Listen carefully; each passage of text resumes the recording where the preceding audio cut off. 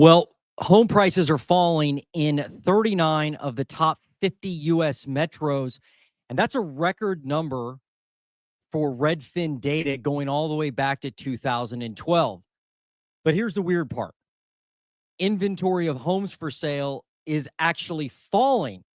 And that's strange because this time of year, we normally see inventory of homes for sale increasing, but that's actually decreasing. And you've got sellers that are cutting their asking prices. You've got buying demand that is still in the basement. And so today on the Housing Nerd, I'm breaking this all down for you in this big Redfin update. I've got tons of data. I got tons of metros to review. And if you want to know what's happening in the housing market right now, you came to the right spot. My name is Jason Ferrier. I am the Housing Nerd. And I've been a realtor and investor in Central Ohio for the last 7.5 years. And so good morning. I welcome you to my channel. And if you have a metro you want me to look at, drop it in the comments below. And if you just want to check in, drop it in the comments below. I've already got the Italian stallion checking in, gangster bankster. I've got to understand. I really want to hear that story sometime where you got this name. It's pretty funny. But yeah, we're going to get right to this information because I've got a ton to cover.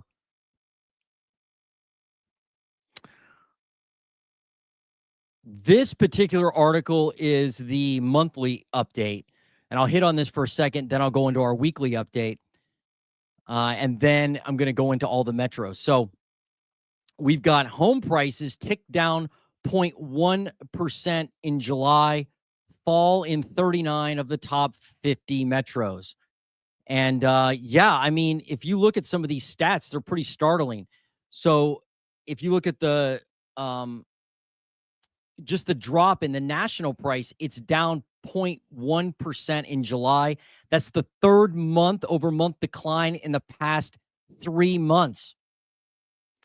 And on a year-over-year basis, home prices rose 2.9%. That's the lowest annual rate in Redfin records going all the way back to 2012. So the year-over-year change in home values nationally is only it's only 0.1%. And so it's not big. I'm sorry, it's 2.9%. So it's not big. It's not big at all. And that's, you know, when you look at that, it goes all the way back to 2012. A record number, 39 of the top 50 U.S. metros saw month-over-month price declines. And so we're going to go into some of these metros in a minute. I'm just going to go to their weekly update now. So this is the update that just came out a couple hours ago. And it's called Mortgage Rates Drop to a 10-month Low, Pushing Down Monthly Housing Payments. So one of the other big stories we have going on is that mortgage rates continue to fall, or they have been falling, you know, but it doesn't seem like it's brought a lot of buyer demand yet.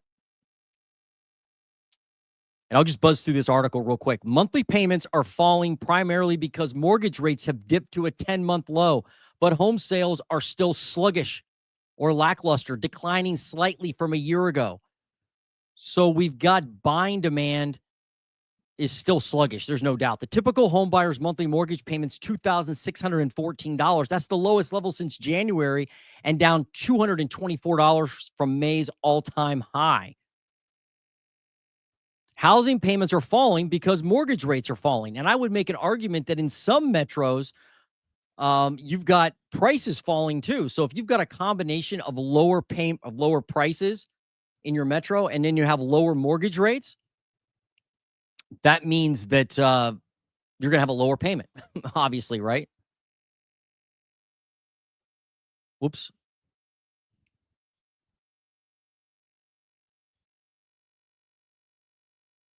Let's see. The weekly average mortgage rate dropped to a 10-month low of 6.58% last week in the wake of the July jobs report and a neutral inflation report.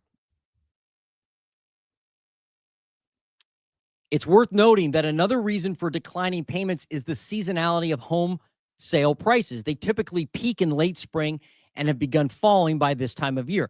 That's true. They typically do fall this time of year. So it's not like this is abnormal to see a lot of areas where home prices are falling. But I guess it's abnormal when you think about the last few years in the housing market have been, obviously insane, right? There are several reasons serious house hunters should consider jumping into the market. And I can tell you firsthand as a realtor, people are getting discounts. Like there are discounts going on. It's happening. I'm not going to break any confidentiality with a client, but I can tell you that there are discounts out there. I mean, the price that you're seeing homes listed for is not necessarily the price that you're going to pay. So that's there are discounts. There just are. Mortgage rates are unlikely to fall further. What do you think of that statement? Today's mortgage rates have already priced in the Fed's anticipated September interest rate cut. Redfin head of economic Chen Zhao says the actual rate cut won't move the needle. Home buyers have gained about $20,000 in purchasing power since rates hit a peak in May. It's a good time to lock in a payment.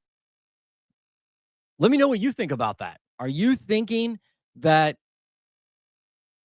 do you think mortgage rates will fall anymore if the Fed happens to cut in September? Remember what happened last year, right? They actually went up. Mortgage rates went up, which was abnormal, I think. But I don't know. It's almost like, I don't think they have any ill will or malfeasance in this narrative. They may, who knows? But like, they may just be cheerleading here. Like, hurry up! You better buy now. You're gonna miss your opportunity. It's like, anyway, you guys get my point. Home prices are rising. In some areas, they are, and nationally, they're still rising. They're still up year over year. Monthly payments are falling despite home sale prices increasing from a year ago. The median U.S. sale price was $394,000. Sorry, during the 4 weeks ending August 17th, up 1.9% year over year. That's the biggest increase in 4 months. Prices may continue accelerating because inventory is decelerating. I told you about this at the beginning. Y'all need to be, this is like a big problem potentially. You've got like what, 50%, 55% of homes are owned by boomers approximately. It's a good amount. It's 40 to 50%, I think. Last time I looked, owned by boomers, and they're locked in. They ain't going anywhere. They're like, nah, I am where I am. I'm just not going to move. Prices are unhinged and it just doesn't make sense. So inventory is decelerating. Supply of for sale homes is dwindling. New listings are up just 0.5% year over year. Now, if you've been watching my channel, I've been beating on this drum for like 2 months now. Hey, inventory is starting to fall. This is not good. Like, for the housing market, to be balanced, you need more inventory than we've had over the last few years. You certainly need more inventory if you want a price decline. And they say while the total number of homes for sale is up 10.7%, so you're like, oh, inventory's up from last year. That's good. That's the smallest increase in 18 months. Some would-be sellers are pulling back because demand is slow and they don't want to sell their homes for less money than they expected. Okay. It depends on what you're going to do next, right? If you're like, hey, I'm going to go to the next part of my life. If I'm a boomer and I'm going to go to the next part of my life, like, I don't know. To me, it's like, what are you waiting on, really? Right? Like, so, like, I had one viewer make a comment and say, oh, I think it was in Phoenix. They said, I'm not only going to make 500 grand on my house instead of 550. Oh, well, like, take the 500 and go.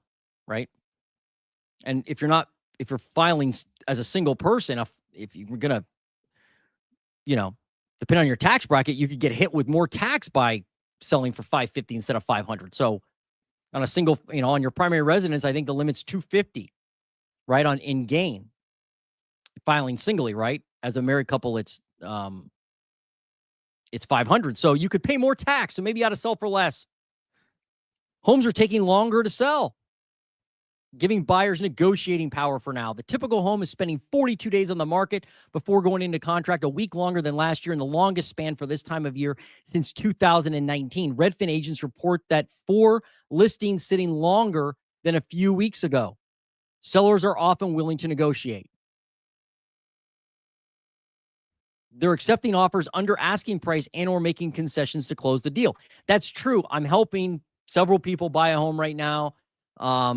I'm talking to sellers about listing homes, and on the buyer side is kind of fun now.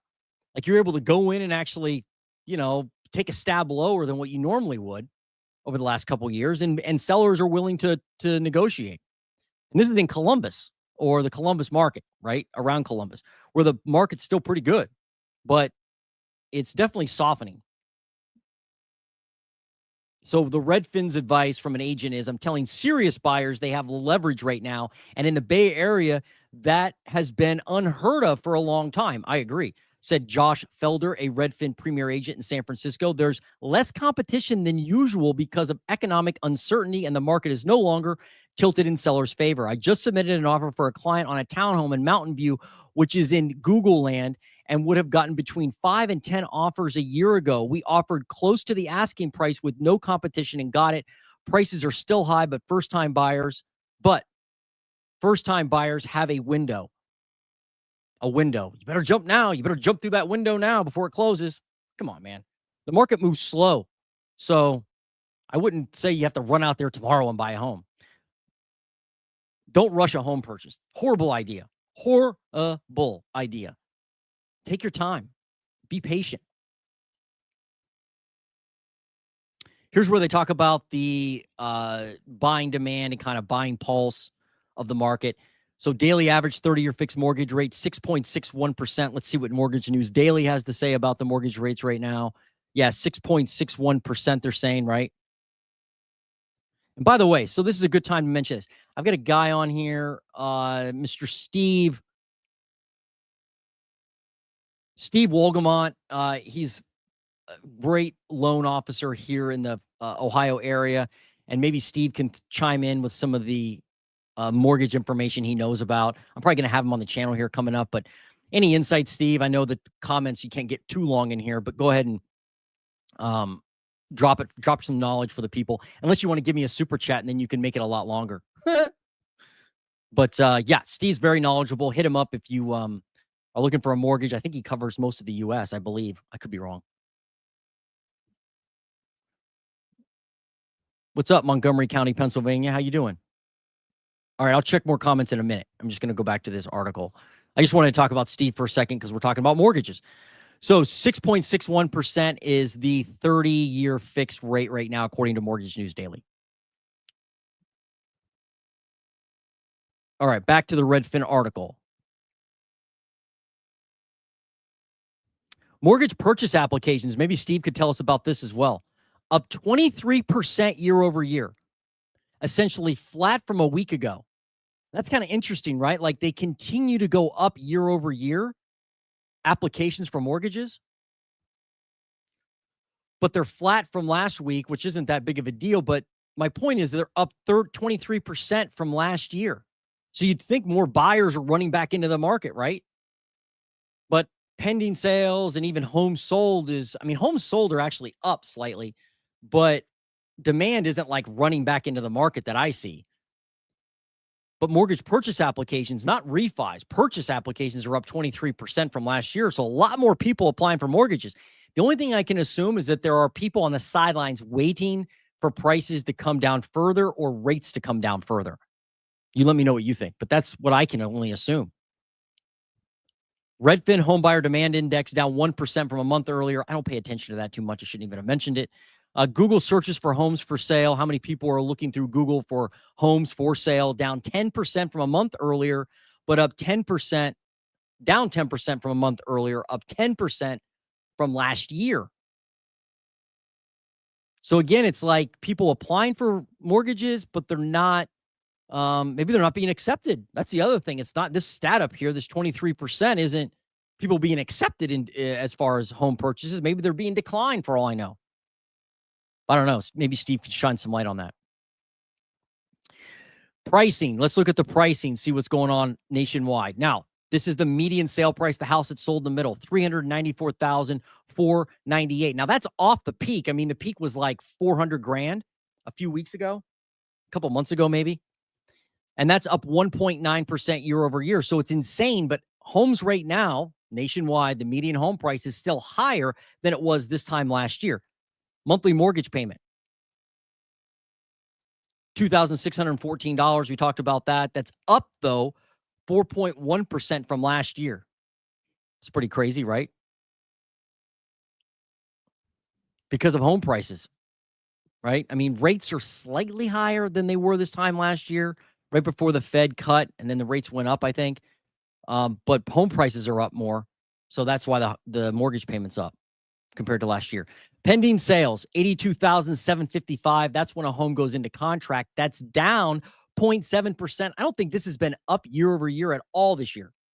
Consistently been down.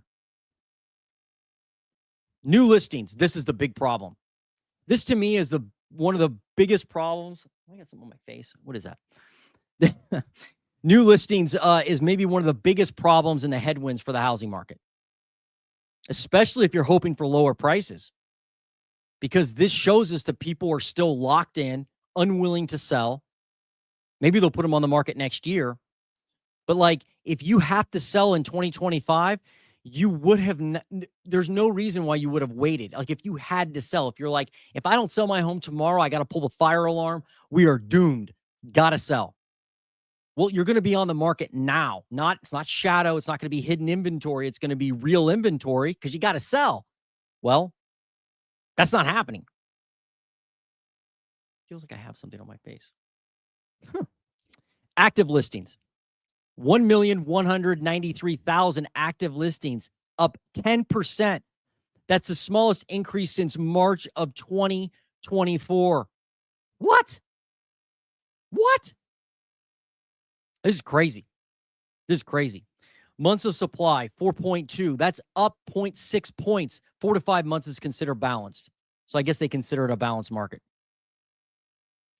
There's that median days on market, 42 days above last year, up 6 days, right? Share of homes sold above list price, 25.6, down from 29%. There's still a quarter of all homes sold above list price. That's crazy, right? Average sale to list price ratio, this keeps coming down, 98.7 now. So buyers are getting about a 1.3% discount overall, average. Okay, where are home prices climbing the most? Cleveland, Detroit, Pittsburgh, Montgomery County, Baltimore. We're going to look at a lot of these metros today. Where are they falling the most? Oakland, Dallas, West Palm Beach, Portland, Orlando. I want to make a note to look at a couple of these.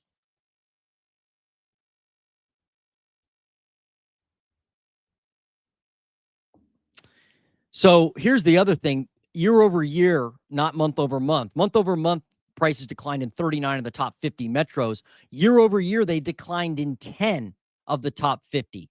So 40 of the top 50 U.S. metros still have year over year price gains. So a little nuance there, but important to remember. Month over month versus year over year. Pending sales, Pittsburgh, Columbus, Cleveland, Phoenix, Milwaukee. That's where pending sales are growing the most. How many homes going into contract? So around here in the Midwest, I guess, Pittsburgh, Columbus, Cleveland, Milwaukee, it's busy. Busier than what it has been last year. Houston, Miami, Seattle, San Diego, Orlando. That's where pending sales are the lowest. Look at Houston, down 18%. Miami, down 16%. I mean, that's slow. I mean, last year was slow in Houston. Now you're down another 20% almost. Man, agents, realtors out there, loan officers must be dropping like flies in Houston. New listings, where they're growing the most: Montgomery County, Pittsburgh, Baltimore, Cleveland, Columbus. Midwest is active. People putting their homes on the market, people buying homes. Houston, Tampa, Orlando, West Palm Beach, and Atlanta. That's where new listings are falling the most. It's weird, right? Like, look at these markets where I thought we would see continued pain in the housing market. Fewer people are putting their homes on the market in Houston, Tampa, Orlando, West Palm Beach, and Atlanta. All right. We are now going to jump into the metros next. This is what I think you guys enjoy the most, and we'll do that. By the way, all this is time stamped. After I'm done, I'll timestamp all this. So, like, you don't want to listen to the beginning of this or my ranting and raving, you can just jump right into the metros that you care about. But I'll look at some comments for about 5 minutes. Then I'm going to jump back into the metros. Or jump into the metros. Yes, Steve, what's up? Thanks for joining us, man. I appreciate it. Yep, Steve, the loan officer, an addiction to real estate in the Central Ohio market. Good. Good morning. Looking for West Palm Beach, Florida. 900,000 to 2 million, have 8-month period to buy. I wonder why that is. Are you moving? I'll write down West Palm Beach. Let me save that one. Okay, I got that one. I plan on being on a while today, guys. I mean, I want to go through a lot of these metros. Oh, Steve pimping out his business. Rates too high. Have to pay cash. Thanks. Yeah, paying cash isn't a bad idea. Although, can you get a better, I don't know, can you get a better return than 6.5% somewhere? But it's up to you, right? It's a trade-off. What's up, John? John, how you doing? From Las Vegas. I got Las Vegas on the list. I'm looking forward to looking at that area. What's up, Annie? How are you today? Thanks for joining us. Small homes cost almost as much as big homes. They do, because they're in demand, because they're easy to take care of. Nobody wants to reduce their price just to break even on downsizing. So people are staying put. I agree 100%. I'm doing this video coming up on boomers. Watch out for that. I've been working on it for a while. There's some shocking information when it comes to boomers. Stuff that nobody's talking about when they talk about the silver tsunami. What I found was really, like, couldn't believe it. As a housing nerd, I was really excited to find the info. So stay tuned for that video coming out soon. Montgomery County, Pennsylvania. Yeah, for sure. That's always on these lists, right? Montgomery County, PA. You got it. I'll do that one. 80 athletes. What's up? Columbus, Ohio transplant here. Good for you. Welcome. Thanks for joining us. Coors Light. How are you? Haven't seen you in a while. Sounds like Steve is the mortgage nerd. Huh, there's his channel name when he creates it. You already thought of it. Thanks, Coors Light. Naples, Florida. Scooby and Daphne. Yes. That's really a really cool name for the dogs, by the way. Naples, Florida. Yep, I got that one on the list. All right. Let me jump into these. Okay, we're going through. So on this list of metros, what we're going to do, how this is going to work is, let me just take out my cheat sheet here. I'm going to look at new listings. I'm going to look at sold listings. I'm going to look at active listings, canceled listings if we have that data. I have a separate file for that. Days on market, list price to sell price ratio, and then finally median sale price for that metro. You can also put the county down. The county may work if your metro is too small, or if you just want to see a county look, I can look at that. All right. Bear with me.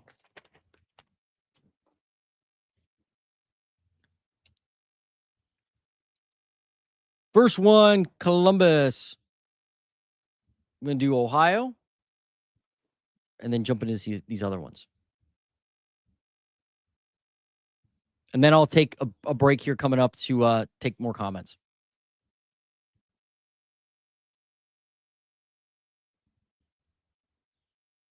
Columbus, Ohio.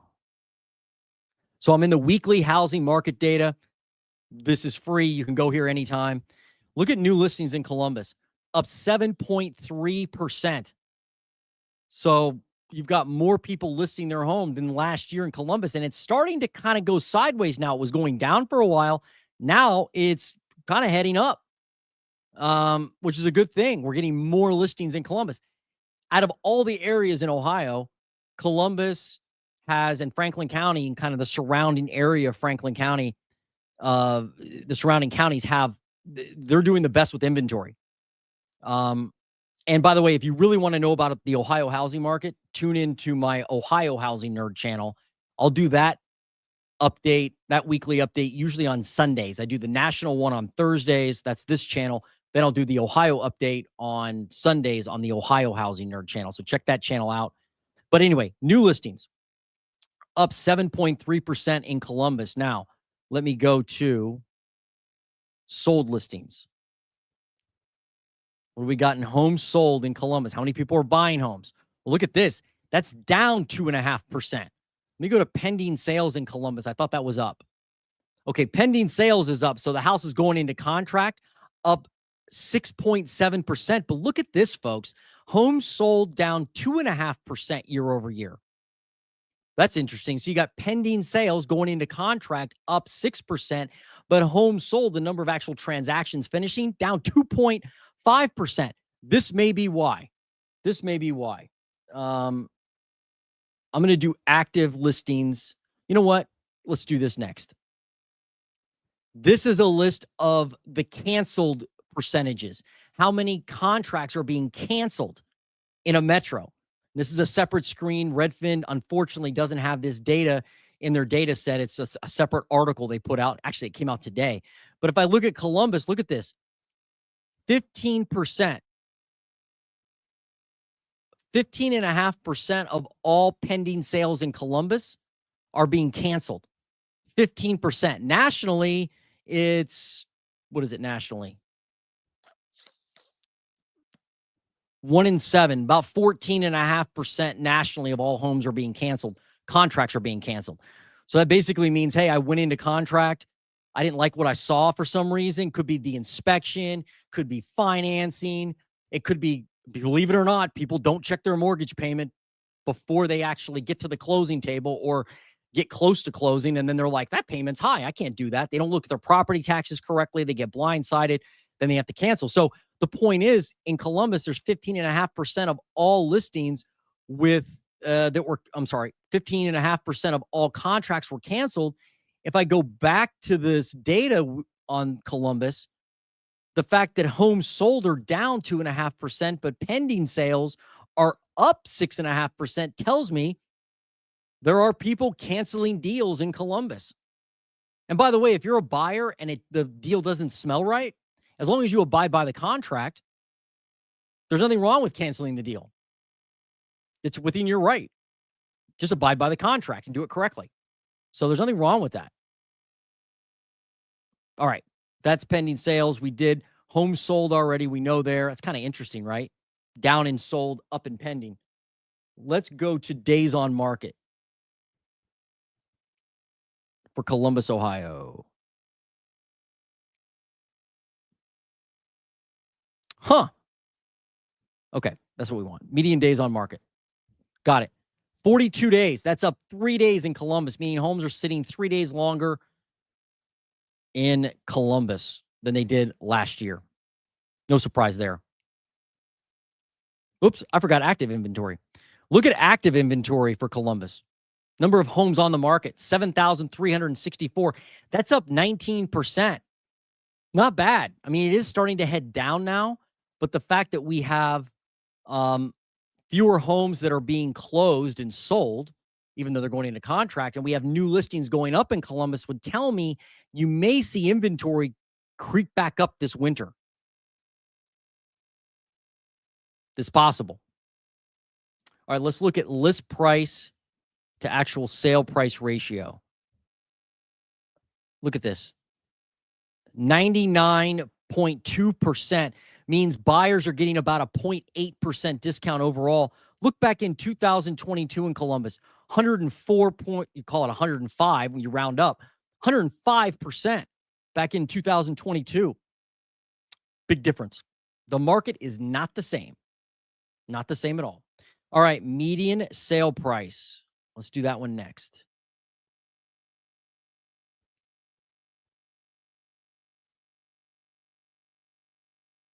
Median sale price in Columbus, $355,000. That's up basically nothing, up 1%. So the growth between the growth or delta between last year and this year in many markets is shrinking. Nationally, it's shrinking. And in Columbus, it's actually, I mean, it is shrinking. We peaked this year at $363,000. If you're from this area or you're just like, what's Ohio? I don't even know where that is on the map. It's nuts. $363,000, more expensive than Houston, more expensive than a lot of markets. Of course, there are a lot of markets more expensive too. But Columbus is not cheap anymore, especially with property taxes. Property taxes here are off the hook. We have like a 1.31% property tax rate in Ohio. I mean, we're higher than like New York, higher than Indiana, higher than West Virginia, higher than Kentucky in property tax rate. So when you combine a $263,000 median sale price, or even a when you combine a $363,000 median sale price or $355,000 median sale price, it really doesn't matter. With property tax increases, it's difficult to buy. Okay, let's do Cleveland next. Cleveland, Ohio. 7.6% up year over year in new listings in Cleveland. That's good. They need more inventory. Now let's do sold. And I saw a super chat. I'll get to it here in a minute as soon as I'm done with Cleveland. Homes sold up 5.3%. Wow. What are pending sales, I wonder? Pending sales up 6.6%. Now, how are they doing with cancellations? Let's see. Cleveland, Ohio. And this list doesn't have every metro on it, but it does have the big ones. Cleveland up is 17% of all listings. I keep saying that. 17% of all homes in contract are being canceled. 17%, nearly 20%. Now, a lot of times what I see this from investors a lot. As an investor, I can tell you I've done this, and I've had it done to me, where investors will just kind of put a home in contract in order to get it off the market and then poke around on it, Let me do the inspection. Okay, inspection didn't work out. I'm out of here. So that happens a lot.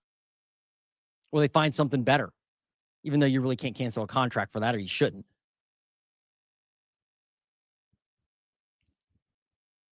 All right, so pending sales are up. Homes sold are up, even though you've got 17% of contracts being terminated midway through. Now let me look at actives. Look at active listings, though. Now they're headed down. Maybe because people are buying homes, in Cleveland. People are actually buying. But it's definitely headed down. 11.26% up year over year, but that trajectory is not good. Not good at all. Especially when you see more people buying in Cleveland than last year. All right, days on market. How long a home sits on the market before going into contract? 21.75 days. Wow. That's up 2.25 days. But in Cleveland, you've got homes on the market before they go into contract 20 days, 21 days, whatever, 22 days. In Columbus, though, it's 42 days. So a lot longer in Columbus to put a home in contract. List price ratio. What do we got? What kind of discount are buyers getting? 99.5. So buyers are getting about a 0.5% discount. Look back in 2022, 103%. So definitely a different market. Buyers are getting a small discount. A small discount. Now we'll do median sale price. Median sale price, $260,000. Not an all-time high, but dang close to it. They peaked in Cleveland at 267. They started the year at 226. Yes, there are areas of the United States with a pro football team where, if you can call it that, where they you can buy a home under 300 grand. That is possible. And they're going to build a dome, and we all have to pay for a dome in Cleveland. How sacrilegious is that? A dome in Cleveland, Ohio. Can you imagine you've got one of the members of the dog pound And you go and you're like, hey, it's December. We're inside. How exciting. Anyway, prices there continue to be off the hook in Cleveland. It's just crazy. Crazy, crazy. All right. That was Cleveland. Let me just jump into. I think I got a super chat. Let me hit it. Oh, Steve. That's hilarious. If you're looking for a top-notch realtor, the housing nerd's your guy. He'll get you taken care of when buying a home. Dude, thanks a lot, Steve. That was really nice of you. I really appreciate it, man. Yeah, I appreciate the good words. I appreciate the super chat. Awesome. Great. And I'll jump back into more metros, and then I will check some comments here in a few minutes. All right, so that was Columbus and Cleveland. Now I got Cincinnati, the nasty natty coming up on deck. What? Let me do this.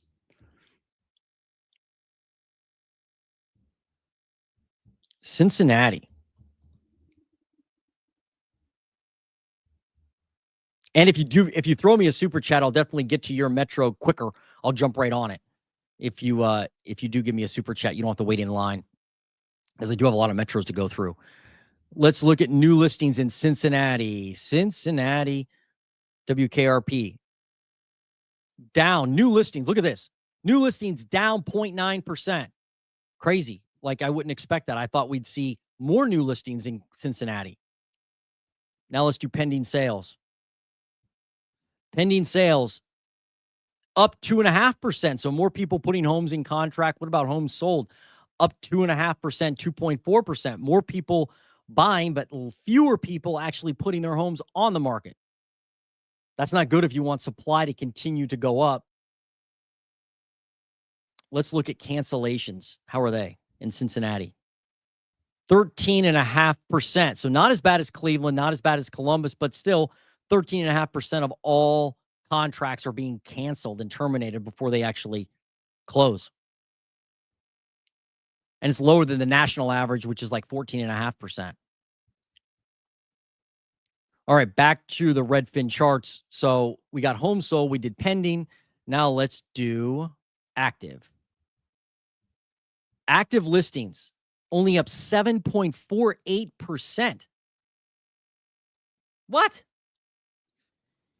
Man, it's not a lot. I would expect more growth with active inventory. 6,596 homes on the market. What about median days on market? How long are they taking to sell? 38.75 to go into contract. Remember, Columbus was like in the 40s. Cleveland was in the 20s. Up 1.75 days. 1.75 days, yeah. That's it. So basically the same amount of time as last year. People just keep buying in Ohio, man. And I don't know that we're going to see real material price discounts in Ohio. I mean, every time I don't think people will pay more, they do here.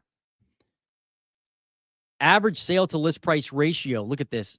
4-year low for this time of year, which almost every metro is. 99%. They're getting about a 1% discount. They were paying at like 103% back in 2022. So definitely a different market. It may not seem like a big difference to you guys. Like, if you're not watching these numbers closely, you're like, 103% now down to 99%. So what, Jason? That's a 4% discount. But if you think about all the houses on the market that are selling, and if that average continues to drop, which it looks like it is right now, that means you're getting more and more discounts. Don't be afraid to offer lower than the listing price. Don't be afraid to put in a disrespectful offer if you're a buyer. Okay. Now let's do median sale price. Median sale price in Cincinnati, $316,000. Not an all-time high, but close to it. The all-time was $319,000 a few weeks ago. It started the year at $279,000. I mean, Ohio prices are unhinged. They just are. All right, that's my last Ohio. That's my last Ohio market. And again, I have an Ohio channel if you want to check that out. I'll do that update on Sunday and do a ton of areas of Ohio. I cover, like, not the whole state, but a lot of it. All right, next. Let me get to someone asked about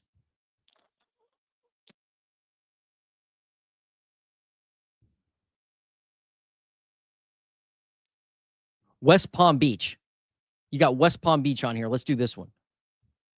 Seems like you need some help. You're moving to West Palm Beach, right? Is that right? Let me check this. Looking at West Palm Beach, Florida, 900K to 2 million. Unfortunately, I don't have the price breakdowns. Like, I can't tell you how many homes are on the market, at $2 million or 900 grand. But nonetheless, I can give you an overview, a cursory overview of the market. You'll need to get with a realtor, though, and this is advice is good for anybody listening. Get with a realtor if you for your particular area of the U.S. And if you need a realtor recommendation, email me, and I can get you a recommendation for someone locally to you, a good realtor. But they'll be able to give you a price breakdown.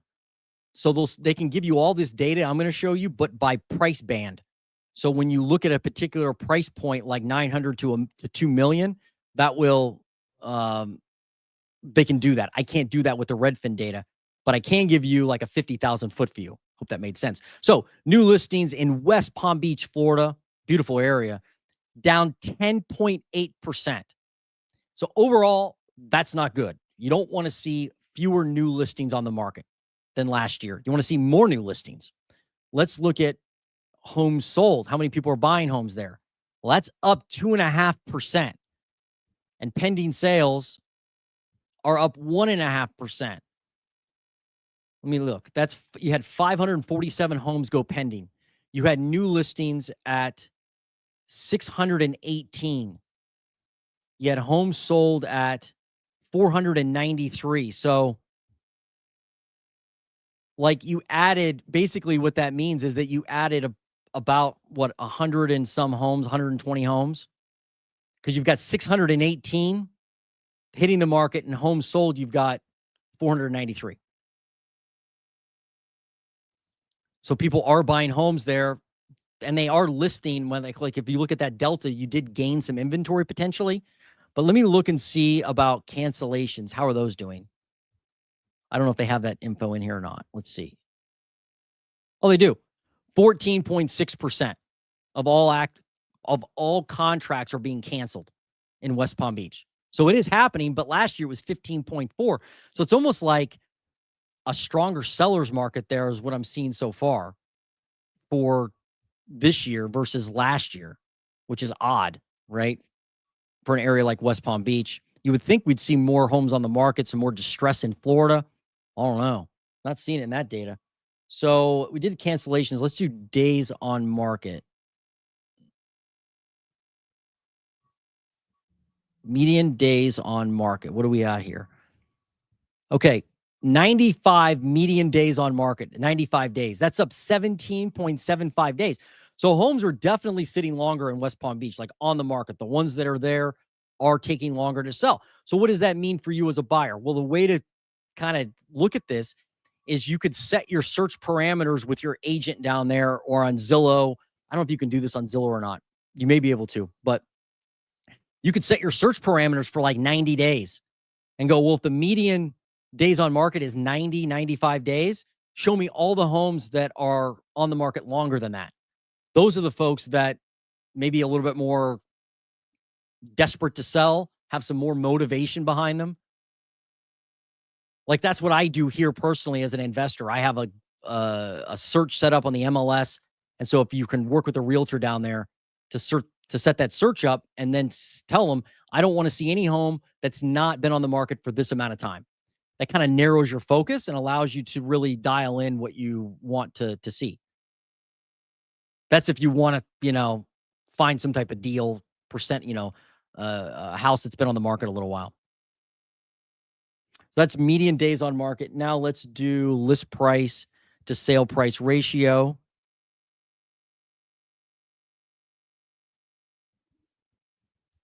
I mean, these are all at 4-year lows right now. 95%. So on average, buyers are getting a 5% discount. That's pretty good. I mean, that's definitely lower than the national average. Look at this. Back in 2022, it was at 100%. So you've come down 5% in the average sale to list price ratio. Does that mean you can offer a 5% discount on every property? Sure. Should you offer less? Maybe. Maybe. But that's where it closed at, right? It's 5% under asking. And by the way, this is a very important thing to understand. This is the final list price ratio, not the original list price. So if I have a home that is $100,000 and I list it at 100 grand, I don't get any bites. I drop the price to $90,000, right? And it sells for $90,000. This would be 100% of that final sale to list price ratio. Different than the original list price, which was 100 grand. That would mean I actually got the buyer got a 10% discount off of the original list. So the fact that this is 95% tells me that the original list price to the sale price ratio could have been 15% or 10%. Anyway, you see stuff like this, and as an agent, as a buyer, you get excited because you're like, okay, there's a little bit of movement there. Now, I don't live in West Palm Beach. I'm sure it's still, it's a very expensive market, so anything's possible. But just looking at this data, that's what I see. All right, median sale prices last in West Palm Beach. Median sale price, $477,000. Wow, that seems cheap. I thought West Palm Beach would be like $2 million. Tell me, is that cheap? I'm shocked that's the median sale price. At one point, it was $544 earlier in the year. So it's down 2% year over year. Prices look like they're dropping there. Looks like there's some type of discount going on.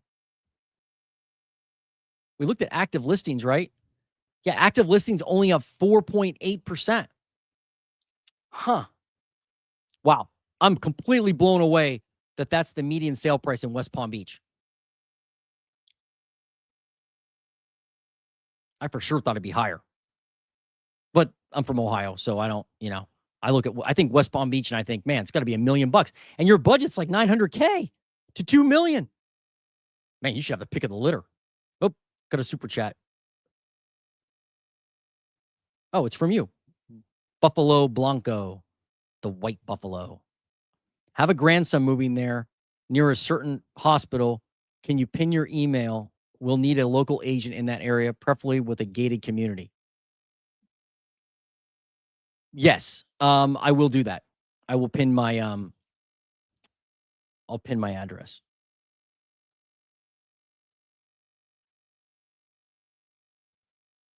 You can also go to my website, jasonferrier.com. It's not a fantastic website. I actually haven't spent a ton of time on it, but it has a form on the front, Buffalo Blanco. And if you fill that out, it'll go to my email and I can follow up with you. So that's an easy way to contact me too. But I'll drop my my email in a pinned comment. But thank you for the super chat, by the way. Fantastic. I really appreciate it. That was very nice of you. So it's not you, it's your grandson moving, but he's got a good budget, it seems like. Because the prices, I'm surprised how the prices are there. I thought they'd be $1 million median sale price. But thank you for the super chat. Thanks for the recommendation on the Metro. All right, let's do this one next. KC, what's up? Montgomery County, Pennsylvania. This one, I'm really glad you brought this up because this is a county I always see on the Redfin list.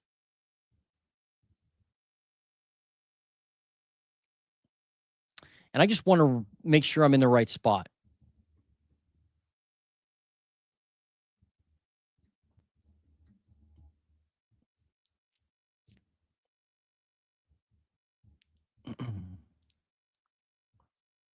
Bear with me.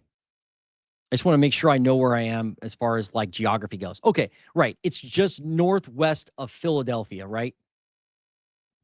Like I'm looking at a map, Google map here. I just like, some of these areas, Montgomery County, PA. Where's that?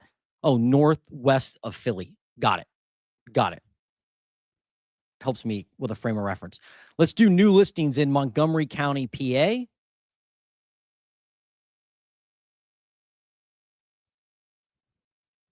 $211, up 7.9% year over year. Wow, good. Got more people listing homes. Remember, nationally, we're up only half a percentage point with new listings nationally.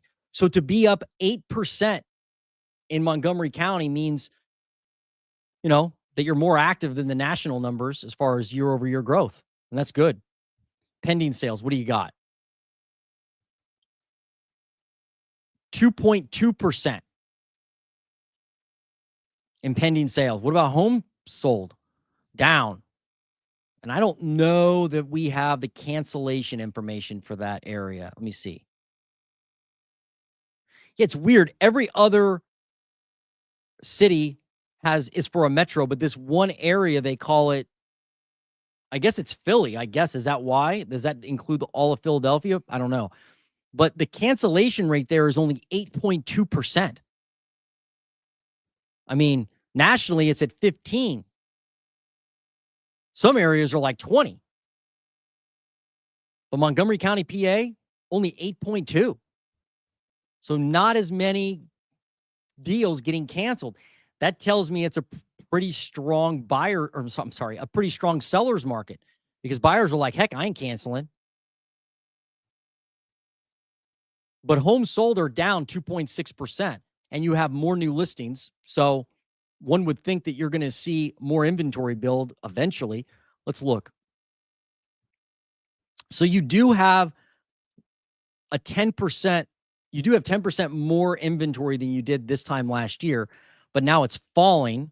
And remember, it always falls in the fall. Active inventory usually falls, but it's falling earlier in many locations and nationally. I just don't think the new listings are robust enough to keep active inventory swelling like it should.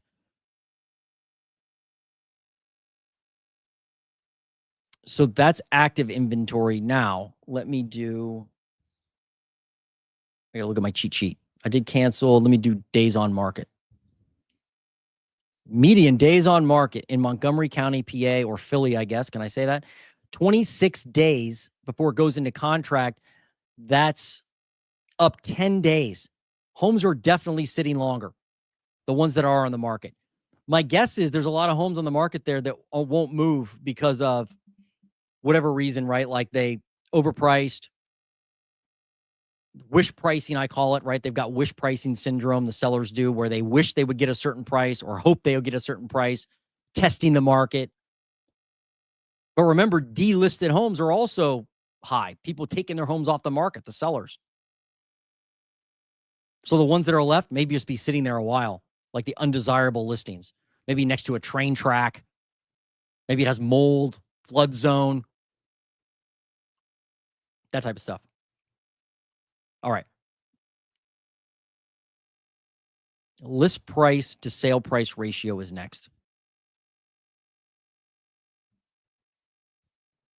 Wow, look at that. It's still over 100%. What? Yeah, like, okay, so what was it back here? Okay, so in 2022, it was 104% of sale to list price ratio. Now, 100%. That's crazy. You're still paying on average over the final list price there in Montgomery County, PA. I'm just probably nothing. It's not a surprise to you, I'm sure.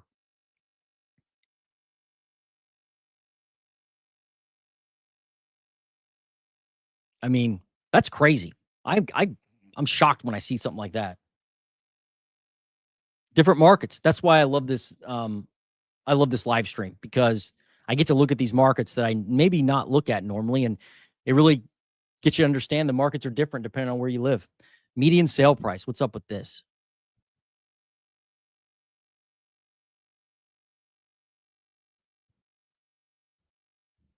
Look at that. $492,000. That's up 4% year over year. They hit a peak earlier this year of 503,000, started the year at 438, now 492. and it doesn't look like it's slowing down. This right here, this that ratio that we looked at is shocking. That it's a 4-year low, but it's still over 100%. That tells me, along with the fact that, what about days on market? Let me go back and look at that again. Some of these I got to double check because they're shocking. I mean, median days on market is up 10 days. And you do have more inventory than last year, right? You do, but it's headed down now. But it seems like, and you tell me if you know, KC, like that's, I mean, people are still paying what people are asking for homes. Buyers are still paying the price that they're being asked on average. Not a lot of discounts there. So in a market like that, it's going to be tough. You may have to find something off market. I don't know what exactly you're looking for, or if you're even looking, but man, you probably would have to find something off market to get any type of discount. That's a rough area for housing. Really hot market. Still. Okay. Thank you for that, Montgomery County, PA. What else we got? Naples, Florida's next. Naples. This will be fun to look at. Naples, Florida. Naples, Florida. New listings in Naples.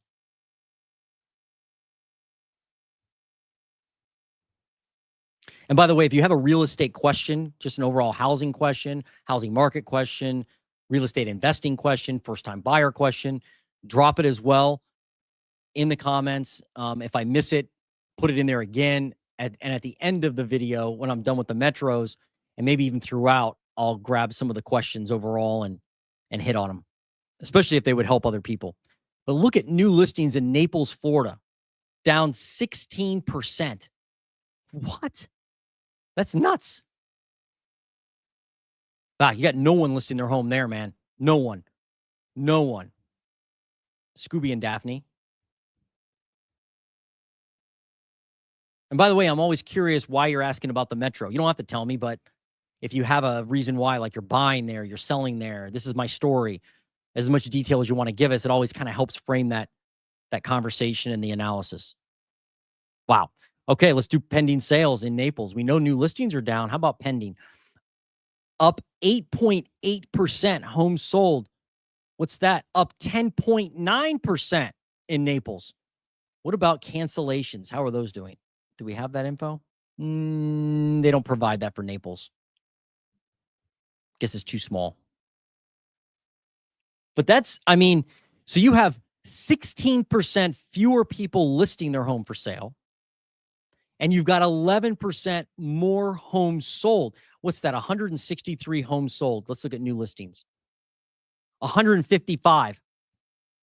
So you've lost inventory. You had more sales than you did new listings. That's not what you want to see. That's definitely not what you want to see if you want more inventory. If you're a seller, that's a good thing, right? If you're a buyer, it's not. All right, let's look at actives. Oh my goodness. See, this is what I'm really concerned about nationally. Not a lot of people are talking about it. I'm hearing a few people talk about it. Like I heard Logan from Housing Wire talk about it. I heard Mike Zuber from One Rental at a Time talk about it. But I don't hear many of the housing bears talk about this. They're like, they don't want to talk about this part. I mean, look at active listings in Naples, Florida. I mean, it's nearly where you were last year, up only 4.73%. And it's been heading down ever since like March, April. Goodness. I mean, at that point, you were up 30% in inventory. Now you're nearly flat. You're headed that way. And unless something miraculous happens with new listings, you're not going to see the inventory. Wow. Okay. What about days on market? Wow. Look at this days on market. 114 days on market on the median. That's up 45 days. So the inventory that is sitting there a long time. My only guess is that there probably are houses that need a ton of work and are really expensive, or just really expensive homes. Then really expensive homes can take a long time to sell. I mean, I've listed like $1 million property, it can easily take, 90 days in a hot market, and it can easily take 6 months in a slow market. So the fact that you're up 45 days, that's crazy. Wow, this is a fascinating market. Average sale to list price ratio. Huh, 93%. 93.3%. No wonder buyers are out there buying. That's a 7% discount on average. That's pretty low. Lower than it was in Montgomery. Wasn't Montgomery County? West Palm Beach. Bigger discounts. Yeah, I mean, back in 2022, it was over 100% sale to list price ratio. Now you're at 93. So definitely discounts. Again, if you're a seller, you got to price it right out of the gate. You can't do wish pricing. You can't do hope pricing. I mean, you've been lower all year long in average sale to list price ratio.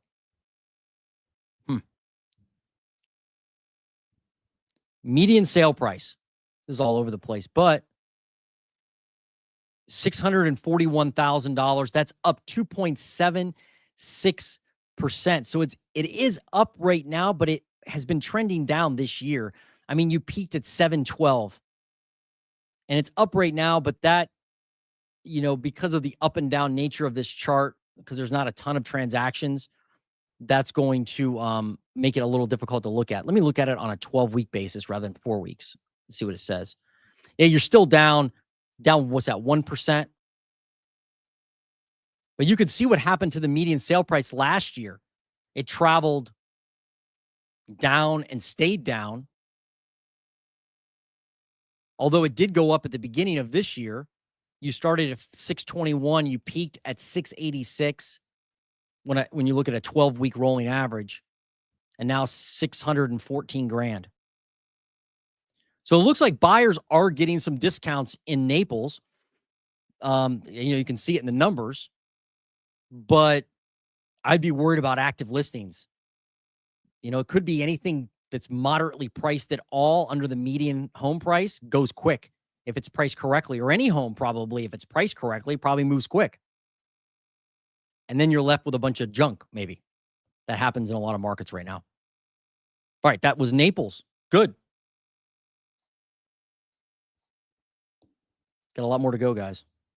Cincinnati did that one. Let me look at see if anybody else has another one.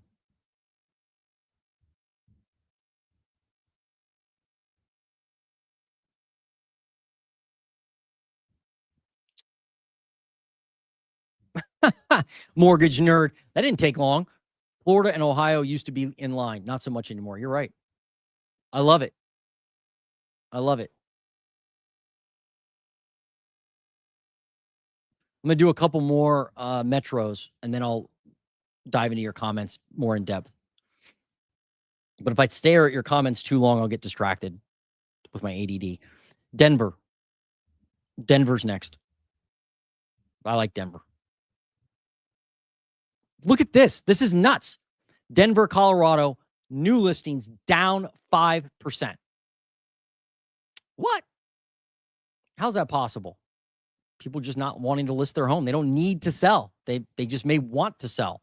And they're like, I'll wait till next year, right?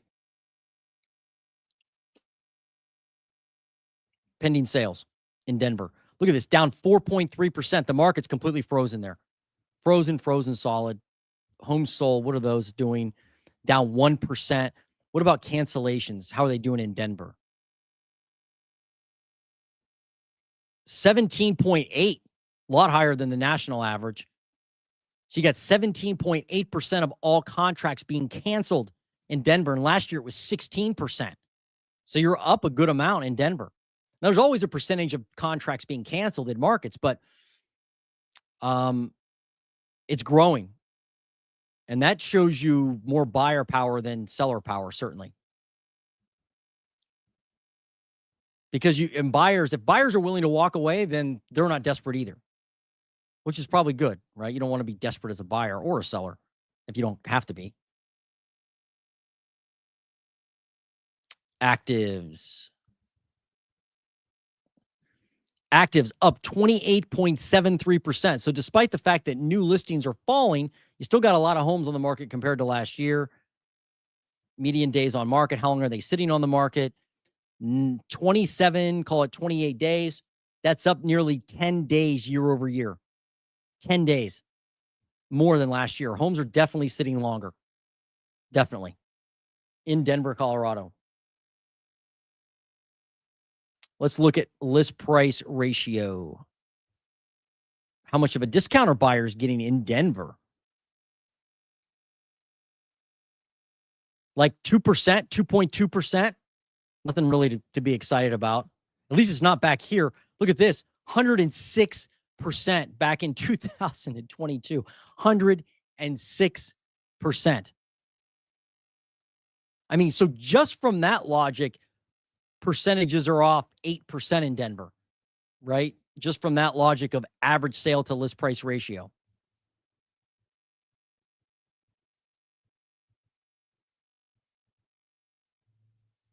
Wow. Okay. Median sale price. What do we got in Denver? $595,000. That is up barely. It's basically flat. I mean, we'll call it flat. It hasn't really crashed yet. I mean, the prices in Denver haven't really come down that much. Are you guys surprised about that? I am. I'm really surprised. It was peaked at $613,000. And whoops. I don't know what that was. Started the year. Oh man, come on, Redfin. Oh, you're killing me. Redfin does this sometimes. It'll just say, we're going to reset the screen for you. I don't know why. Let's go back to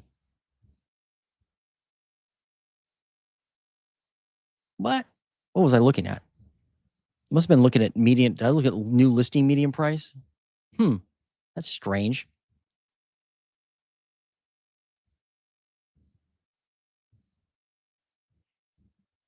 Oh, I was in the wrong year. My bad, guys. So Denver, $588,000. It's down. Basically, it's flat, I guess. They peaked at $617,000 in Denver. That was back in 2022.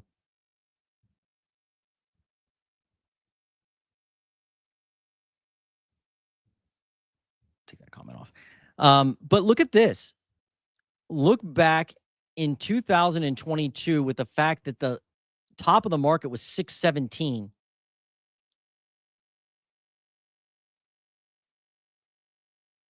And now it's 588. So is it possible that Denver already crashed? Like, is it possible that discounts already happened, or will they keep falling? It could keep falling. The median price could keep falling. Yeah. All right, that's Denver, Colorado. Now let me do the next one. Detroit, Michigan.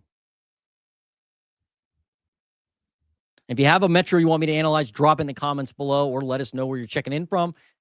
If you want to jump to the front of the line, give me a super chat, even if it's only 99 cents or whatever the minimum is, and I'll get you to the top of the line. We've got, I don't even want to look at the median sale price there. That's really depressing. New listings in Detroit, Michigan, 5.9% up year over year. So more people listing their homes in Detroit. What about pending sales? What do we got? Down 6.9%. Wow. People are not buying there, though. And then if I look at homes sold, down 3.5%. So buying demand there is low compared to last year. Let's look at cancellations. Do they show us? Yeah. 17%. Similar to Denver, 17% of all contracts are being terminated, canceled, probably by the buyer. Normally, it's by the buyer, meaning they're just walking away.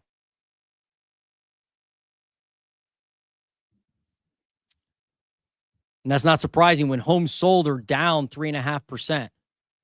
But what about pending sales? Those are down too. down 6.9% in pending sales. Wow, just no buying demand there, and people are definitely walking away. Let's look at active listings. Actives are going up now big time. 6.16% up year over year, but you're going straight up, or you're going upwards, I guess. Last year, would you have 4,990? This year, 5,297. So a few hundred more listings out there. What about days on market? How long are homes sitting on the market in Denver waiting to sell? 19 days. That's basically flat from last year. So homes are they're taking the same amount of time as they did last year to actually go into contract. Average sale to list price ratio in the Motor City is, 99%,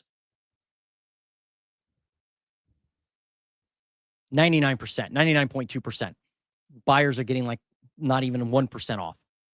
Again, look back in 2022, over 100%, 101%, 102%. Crazy, right?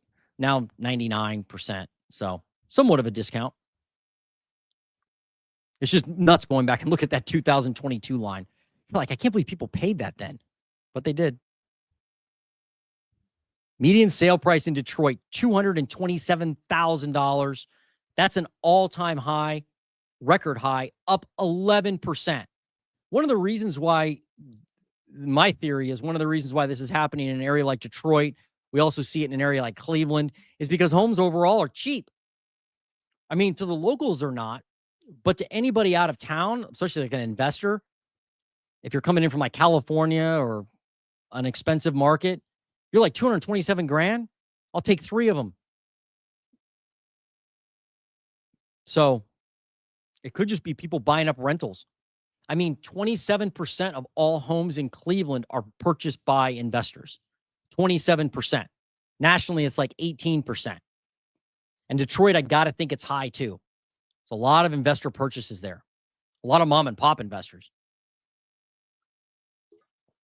Not so many institutionals. Mostly mom and pops. Institutionals like that Sunbelt area. For the most part. Median sale price in Detroit, unhinged, 227. And that's their all-time high. People in like West Palm Beach and Naples are like laughing. They're like, that's nothing. All right, let me check some comments here. What do we got? KC talking about Montgomery County. Yeah, it's been wild. So competitive for the good houses. Well maintained in a good school district are going for well over asking, multiple offers, no inspections. Yeah. Yep.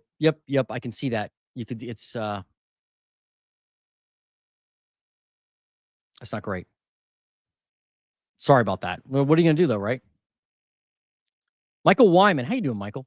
Soon the boomers will begin moving onto heavenly real estate and their homes will flood our housing market.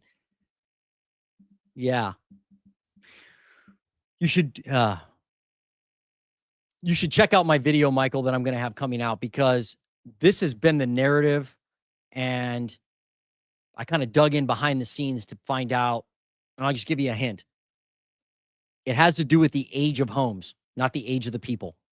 That's kind of the hidden thing I don't think anybody's looking at right now with the silver tsunami. The age of the homes. That's the only hint I'll give you on that. But I'll have a video coming out maybe like next week or so. It won't be a live. It'll be a regular video. Tune in for that one because it's all about boomers. Ches, how you doing, Ches? Hey, Jason, when would you see the next wave of houses hitting the market and the market relisted? Would a dip in stock market cause more people to list their houses similar to April? Oh, good question. Yeah, Ches. I mean, possibly, right? People are like, shoot, I got to sell my home. Of course, the other thing is they got to buy a new home. I think it comes down to that lock-in effect, Ches. If somebody needs to sell their home, then they're going to list it. So if they lose a bunch of money in the stock market, they're probably going to need to make a life change if they lose enough. Because of that, one of the things they may have to do is sell their home. Although if they have to buy a more expensive home, or the rent where they would go is more expensive than what they can, or what they're paying now monthly, it may not make sense to sell. It may not make sense. I mean, a lot of people, their current mortgage payment is much lower than it would be to rent a new home, let alone buy a new home. So they're like, why would I can't move? Like my monthly payment now is the lowest it can be unless I move in with a relative. So I don't know. I think it may actually hurt listings because people who would normally say, oh, I can afford to move and I'll take money out of the stock market in order to make a down payment, can't do that.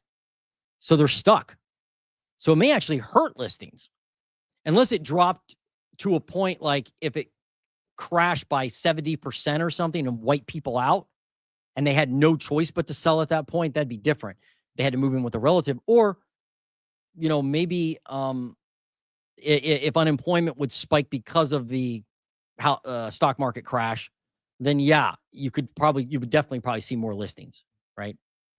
But I think it'll actually keep listings suppressed potentially. But good question. What's up, Cody? Drop, baby, drop. This will take a couple of years to come to fruition. Folks may think removing their listing is the move, but the reality is most Americans don't have money right now.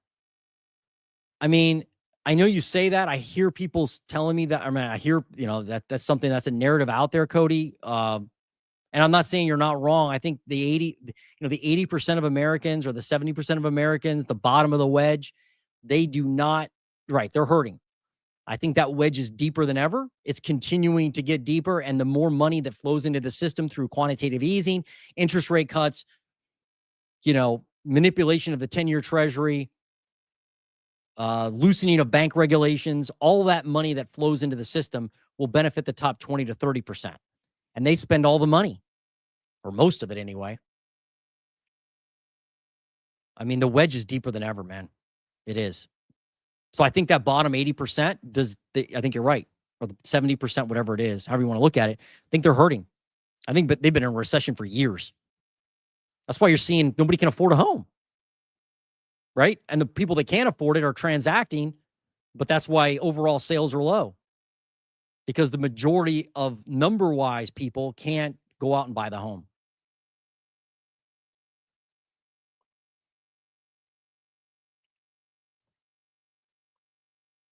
But Cody's got a lot to say. That's cool. What's up, McConaughey?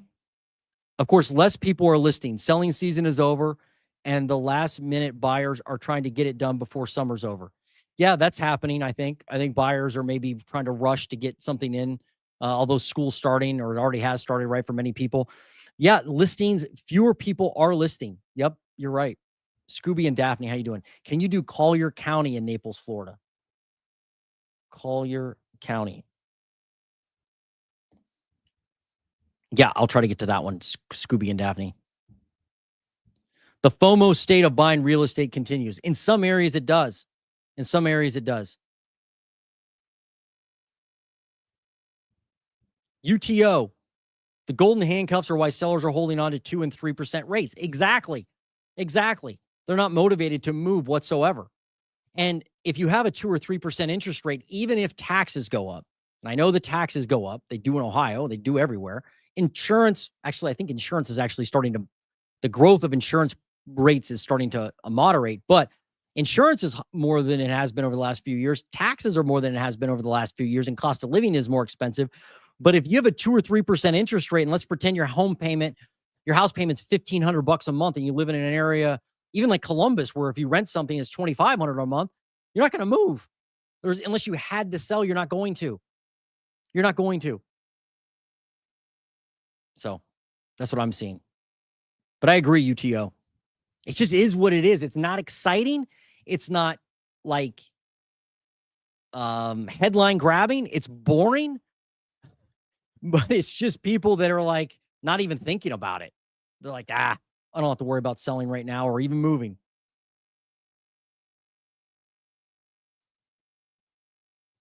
What's up, Mitch? You have to pay rent for life or be homeless. Is that why people buy houses? You have to pay rent for life or be homeless. Is that why people buy houses? I don't know. I mean, in reality, the way property taxes are, you kind of rent anyway forever, right? And the upkeep on a house is not fun. Like there's always something, a cracked driveway, a gutter that needs fixed, a roof that leaks, a handle that's jiggly. a toilet that's running, a scratch on the wall. Like a house is constant maintenance. And so sometimes it's just not a fit for people. I often fantasize about renting again because it's so easy comparatively. Okay. Great. Oh, not Mitch. Micaiah. Is that how you say that? I think so. One more comment. I'll get to more data here. Student loans are going to be the driver in forced selling. Got to look for houses bought in 2020 with FHA assumable. Good strategy. I like that one. In fact, if you go to Resi Club Analytics, they have a map from an article just recently that shows you the percentage of FHA loans per state. Like, where are all the FHA loans loaded into? A lot of it's in the Sunbelt states, but that's a great strategy. Something I haven't said or thought of really specifically is look for people with FHA loans who bought in 2020 because they may be a little more incentivized to sell. Maybe. Of course, they probably don't have much equity. So you may not be able to go very low. That's the kind of the trick there. But an FHA assumable loan, you could get a great interest rate. Good idea. Market text. Yes, student loans are going to be a problem. Glad mine have been paid off. Right. And I agree, McConaughey. He says the assumable process is a bear. It is a bear. It definitely is. It's not easy. It's like a 6 to 8 month process sometimes. But great idea though. I love the way you're thinking. Okay. More data. So we did Detroit. Now we're going to do, because Scooby Snacks asked about it, we're going to do Collier County, Florida, which is where Naples is. Let me look and see if this is going to help us. Yeah, okay. So new listings in Collier County, 169 hit the market. Not a lot, not good. Similar to Naples. Now let's do homes sold. Up 5.9%. So more people buying, fewer people listing their homes for sale. Pending sales up 8.8%. Yeah, definitely more demand. Active inventory. Yeah, just like Naples, what we saw down, or basically only up 4%, 4.7%. That's not good. Not good at all. Days on market. Yeah, going up 114 days on market. Very similar to Naples. This is almost identical. So I'll just buzz through it. Average sale to list price ratio. Wow, 93%. We already looked at that with Naples. We looked at medium price.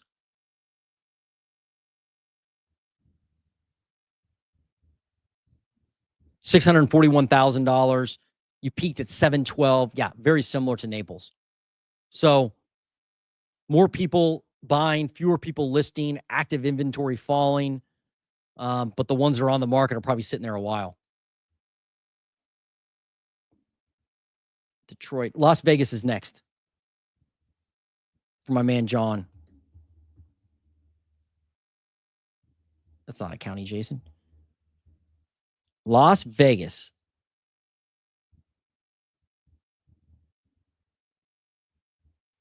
What do we got? New listings in Vegas. Down 6.6%. That's shocking. I'm amazed at these metros where the new listings are down year over year. Like, that's a clear sign there's not distress there. I know a lot of people talk about the job market, student loans, and all this stuff, but all that kind of is like a funnel, right? You could think of it like a big funnel where you're dumping the balls in the top of the funnel, and at the bottom spits out something. Well, the bottom of this that's spitting out would be new listings. So all the pain you put into the market, job loss, student loans, property taxes, all those different balls and reasons why people would list their home or need to list their home, that spits out a listing. If the listings aren't being spit out, that means that there's not enough balls being dropped into the top of that funnel. That's really what that means. Right? So you have just fewer people needing to put their home on the market.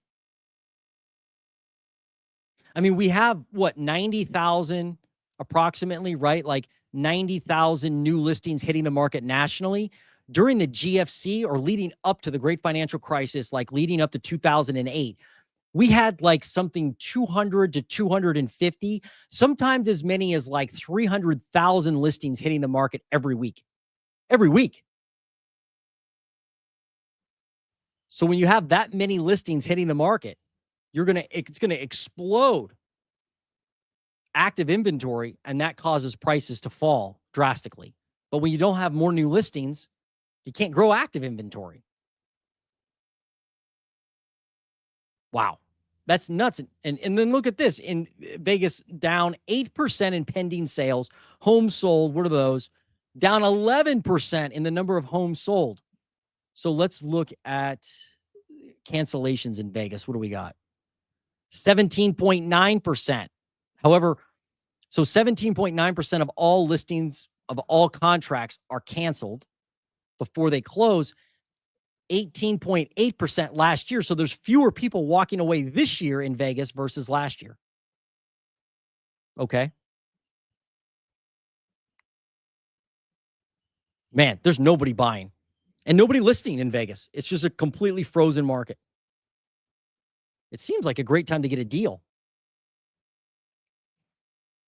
You know, probably not a lot of competition out there. Active inventory. Active inventory is still up 30%. So, yeah, it could be a great time to go get a deal because there's not a lot of people buying, not a lot of new listings. People are kind of dejected in the market, probably. It's very slow, I'm guessing. So, because of that, may have an opportunity to buy something. I know there's a guy on the channel, somebody checks in, Tech Ninja. I thought he lived in Vegas. I may be wrong. I think he just bought a home there. Whoever Tech Ninja is just bought a home and got like amazing deal. If they're on today, I'd love for them to check in and tell us more about the story. But yeah, maybe a great time to get a deal in a place like Vegas. I don't know. Not that I want to move out there or buy a house there, but it looks slow and it looks like maybe some sellers are, a little desperate. What's median days on market? 54 days, up 16 days year over year. Homes are definitely taking longer to sell there. Let's look at average sale to list price ratio. What do we got? In Vegas, 98%. So sellers or buyers are getting, about a 2% discount on average. On average. That doesn't mean you can't get a bigger discount. It just means 2% is average. But at least it's not where it was before at 101.7% back in 2022. So you got somewhat a realm of reality. Median sale price is next. Look at this. Well, that's crazy. It's an all-time high, right? 453. No, 456 was the all-time high in 2022. But you're right back up there. This would have been the time to buy in 2022. Look at this. The median price went all the way down to $399 in Vegas, $399,000. Then went sideways and then went, the next year, what's that?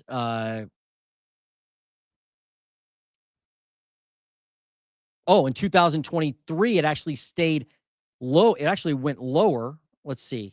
In 2023, it was 392 in Vegas. So it was down.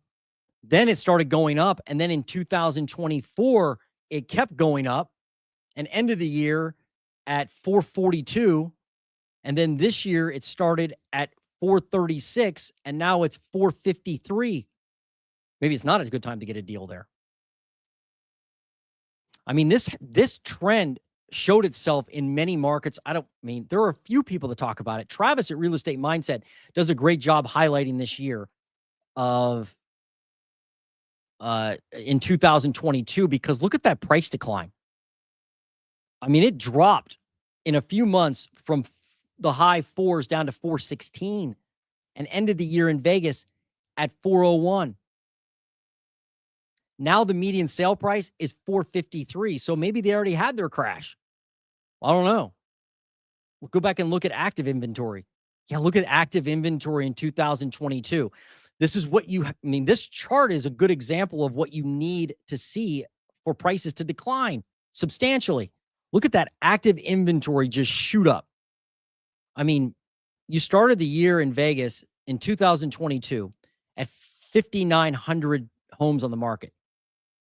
And then in August of 2022, they had 12,000, nearly 13,000 homes on the market. Double. In 1 year, you doubled the inventory, less than a year. And then you look at median sale price and look what happened in 2022. It was going up like crazy. And they changed interest rates. That's when they started tightening. Boom. Rates climbed and people just threw their homes on the market. Inventory spiked and prices fell through the bottom of the basement. Anyway, I think that's always an interesting look at what happens when you add a lot of inventory and what you really need for for prices to decline quickly. That's Las Vegas. Let's do the next one. Phoenix. Got more, folks. I'm going to go. I got a lot. I'm doing the airport designation, but that's not right, Jason. I need Phoenix, Arizona. New listings in Phoenix, Arizona. What do we got? They're up 4.7%. Okay. So more people putting their homes on the market than last year. 1,625. Let's look at pending sales. How many homes going into contract? 5.9% up year over year. That's 1,564 homes. How many sold in Phoenix? Always an interesting market to look at. 1,263 homes sold. So you sold 1,263. You added 1,625. So you netted like 400 approximately. Now let's look at contracts. How many are being canceled in Phoenix? 16.4. Yeah, just like Vegas, look at this. Last year, it was 18.8. Fewer buyers this year walking away than last year in Phoenix. So you got more people sticking it out in the process. I mean, it'd be odd, although I won't take it. I don't think it's out of the realm of possibility for us to kind of normalize in the housing market. Is that possible? Tell me if I'm nuts. I mean, I just did a video on Moody's saying that housing affordability has gone from 30% of the market being overvalued to 8% being overvalued. So Moody's is like, hey, home affordability has improved by 22% in the last 3 years because wages have grown faster than home prices. Will it just normalize? Is that what will happen? Like, hey, we're just going to kind of settle in this realm and, people will, and home prices won't go up as much, but they're not going to crash and wages will go up. And hence we'll kind of just settle into where the prices are right now. I don't know. I often wonder that if that's what's going to happen. Okay. So that is new listings. We did pending listings now and sales. Now we're going to do median days on market. Median days on market in Phoenix.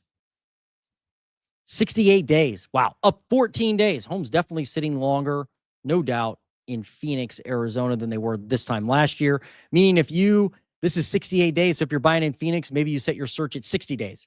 I want to see all homes after 60 days only. If it's before 60 days, don't bother sending it. Do we look at active listings? Yeah, active listings up 21% year over year. So definitely more homes on the market. They're taking longer to sell. You've got more people listing homes, fewer people buying homes in Phoenix. Then let's do average sale to list price ratio. 97.9. Buyers are getting about a 2% discount. Look back in 2022, it was 102.4%. People were paying 102% of the asking price. Wow. But now, much different. Median sale price in Phoenix, what do we got? $452,000. Barely up, basically flat. But just like Vegas, it crashed back in 2022. Shoot, you peaked at 488 in Phoenix in 2022 and you ended at 429. But then it just kept going up and up and up. And so you still haven't hit the peak in Phoenix or Las Vegas, close in Las Vegas, but you haven't hit the peak yet. You're still under it. So is that where prices settle? Do they settle down in this realm here, or do they continue to fall further? I mean, you have more new listings in Phoenix and you have fewer people buying. So one would think inventory would go up, but it's falling. It could be, the inventory is falling, though. It could be delisted properties. Homes are taken off the market. Anyway, Phoenix is always a fascinating area to look at. That's Phoenix. I got more. Los Angeles. I get these requests all the time for these different cities. So I'm going to hit them. But if you have one you want me to hit, I'll check the chats in a second. And if you give me a super chat, I'll put you at the top. 1427 new listings, 1,427 new listings in Los Angeles, California. That's up 0.4%. Pending sales, down 4%. So a few more people listing their home than last year. Definitely lower pending sales or fewer pending sales. Homes sold down 4%. What about active inventory? How's that? It's falling, but you're still up 15% year over year, but it is falling. Let's look at cancellations. How are cancellations in Los Angeles? 16.5% of all contracts being canceled. All contracts, once they go into contract being terminated. Last year, 14%. So more people now canceling their contracts before they close in Los Angeles. All right, let's look at how long homes are on the market in Los Angeles. 52 days, up 15 days. All right. That's much longer, right? Another 15 days compared to last year. Average sale to list price ratio in Los Angeles. What kind of deal are people getting? 99%, 99.3%, getting about a 0.7% discount. Not that much off the final list price, not the original list price. Big difference. Now let's look at median sale price. Median sale price, it's headed down, but $918,000. That peaked at $950, was an all-time high this year, was an all-time high. But it doesn't look like prices are crashing there. Could just be the seasonality, going down in the fall. But it's still up year over year. Was $918,000. Started the year, $902,000. That's Los Angeles. Always cool markets to look at. Oh, I'm going to check some comments.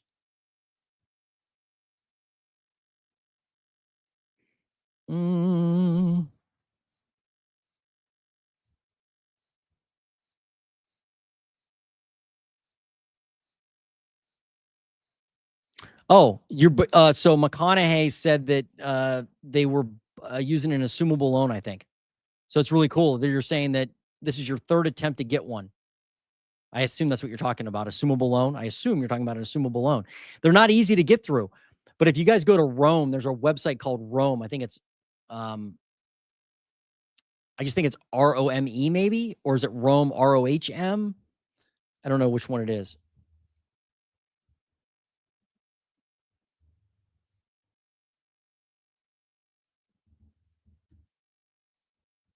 Oh, ROAM. Duh.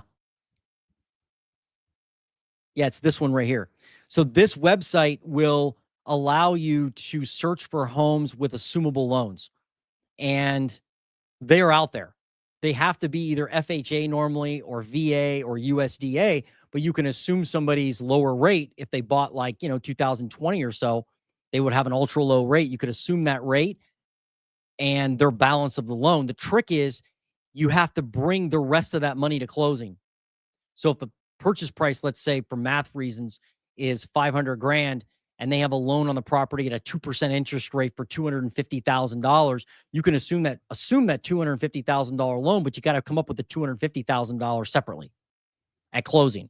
And because the loan you're assuming is a government-backed loan like FHA, VA, USDA loan, you're there's not a lot of creativity there. And the process can be long, but you're assuming a 2% loan rather than a 6.5% or whatever they are now. Anyway, that's the advantage. That's called Rome.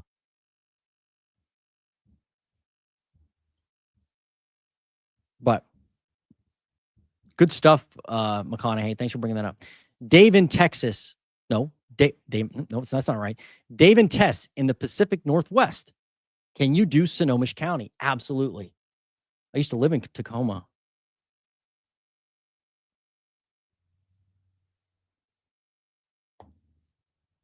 On still off of Stillicum Road, if you know where that is. Yes, I will get to that one. Inventory's falling because foreclosures are kicking in. I don't understand that. Why wouldn't it go up if foreclosures are kicking in? Vegas foreclosures are in the thousands. Interesting. Gary, how you doing? My house has dropped $6,000 since property tax protest ended in June of 2025. It's dropped $6,000 in value? You mean like on Zillow or something? Tell us what you mean. I'm not sure I understand.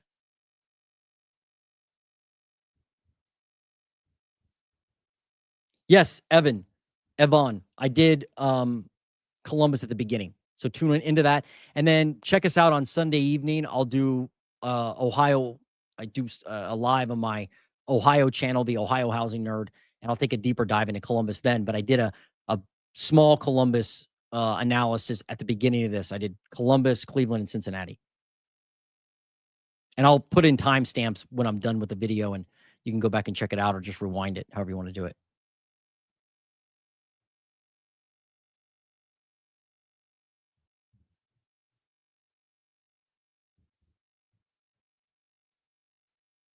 Oh, Market Text said the Vegas economy is in trouble. It's way too expensive to vacation there now. It is expensive. It's off the hook expensive. Went there last year for vacation. I couldn't believe how expensive it was.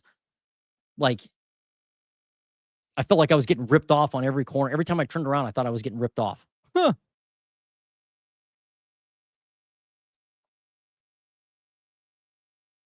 Okay, let me do Snohomish County, and then I'll do Reno, Nevada. I got a lot to do. Snohomish County. It's beautiful up there.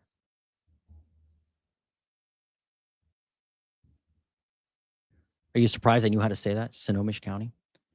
New listings in Snohomish County down 6.2%. What? How can they be down 6.2%? Well, people just don't want to sell there, evidently. I mean, it's a 4-year low for this time of year. Wow. Pending sales, what do you got? Pending sales in Snohomish County, 203, down 4.6%. Call it 5%. And home sold down 6%. Man, nobody buying, nobody selling there. Just people are locked up, not wanting to do anything at all. And this time of year is like, from what I remember, right now is like the nicest weather you're going to get all year. Is like right now through, fall time, and then it starts raining again for the next 10 months. But that's what I remember. Days. Let me do the days on market. Oh, let me do active inventory. Sorry, lost my place. Active inventory. 27% up year over year, but like all other metros, it's falling. You got very few metros we've looked at today, folks, have inventory rising, like continuing to rise. Most of that active inventory starting to fall. Number one, from delisted properties, sellers taking them off the market. Number two, people actually buying homes. People are buying homes still, though the demand is lower than last year in many cases. But yeah, active listings are falling. Like you peaked, they didn't fall much. I mean, you peaked at like 2,100 active listings. Now you've got 2,079, but you're still up 27%, 28% year over year. Median days on market. What do we got? Median days on market, 20 days, up 11 days, and it's going straight up. We're seeing this in every metro we're looking at too, right? Today, longer days on market than last year. People, probably people who are overpriced, expensive homes in the wrong location. The inventory is just not fitting what the buyers want. But there aren't that many people actually listing homes. That's the weird part. All right, that's median days on market. Now, let's do average sale to list price ratio. I don't have cancellations for Snohomish County. They don't have that data in Redfin. So we'll skip to the ratio. 99.2%. Basically, people are getting, 0.8% off. That's it. Look back in 2022, it was, oh my gosh, look at that. 111%. Call it 112% if I'm rounding up. 112% of average to list price ratio back in 2022. Now, 99.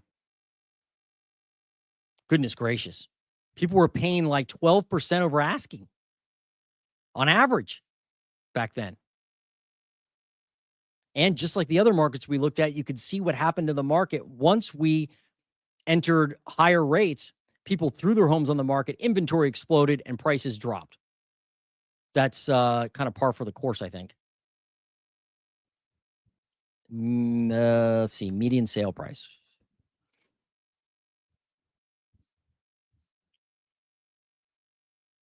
$747,000.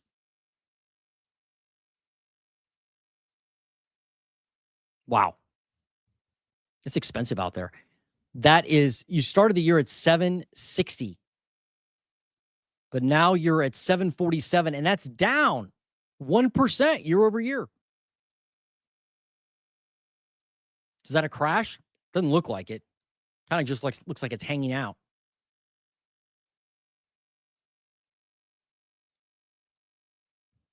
What happened in 2022? Yeah, look at 2022. You peaked in 2022 at $793,000, and then you dropped off a cliff because of that inventory that increased to $690,000 at one point. Then it kept going down. You ended the year that year at 674. But this year you started at 760 and you peaked. Is that all-time high? This year you peaked at 802. This year you peaked at 802. Man, prices there don't look like they're crashing. Looks like they're just hanging out sideways, although you did hit an all-time high earlier in the year.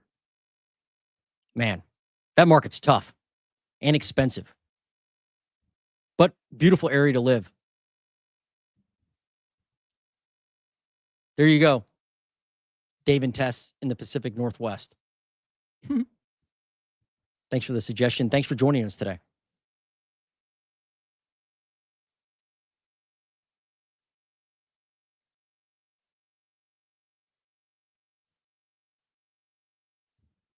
No. What's up, Fred? No, I have not done Orlando. I'll do it right now. Fred wants Orlando.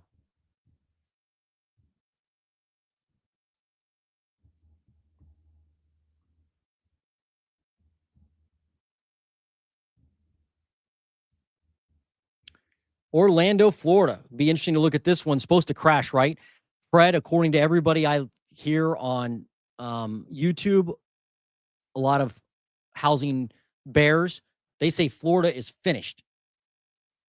Like, it's going to crash worse than 2008. Well, let's see what's happening in Orlando. 936 new listings hit the market in Orlando. That's down 12%. It's a 4-year low for this time of year right now in new listings. That's nuts. How's that possible? I thought people would be listing their homes like crazy. Pending sales, that's also down 8.6%. Homes sold, those are down 3.7%. So you got nobody buying, nobody selling. You sold 769 homes. How many did you list and add to the market? 936. So a couple hundred listings would stick around for active inventory. At least you didn't lose inventory.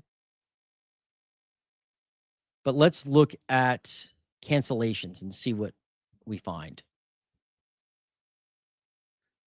Orlando, 18.2% of all contracts were canceled. That's down, though, from last year when it was nearly 20% of contracts being canceled. So fewer people canceling contracts. Not numbers-wise, percentage-wise. Irrelevant of how many people actually are in contract.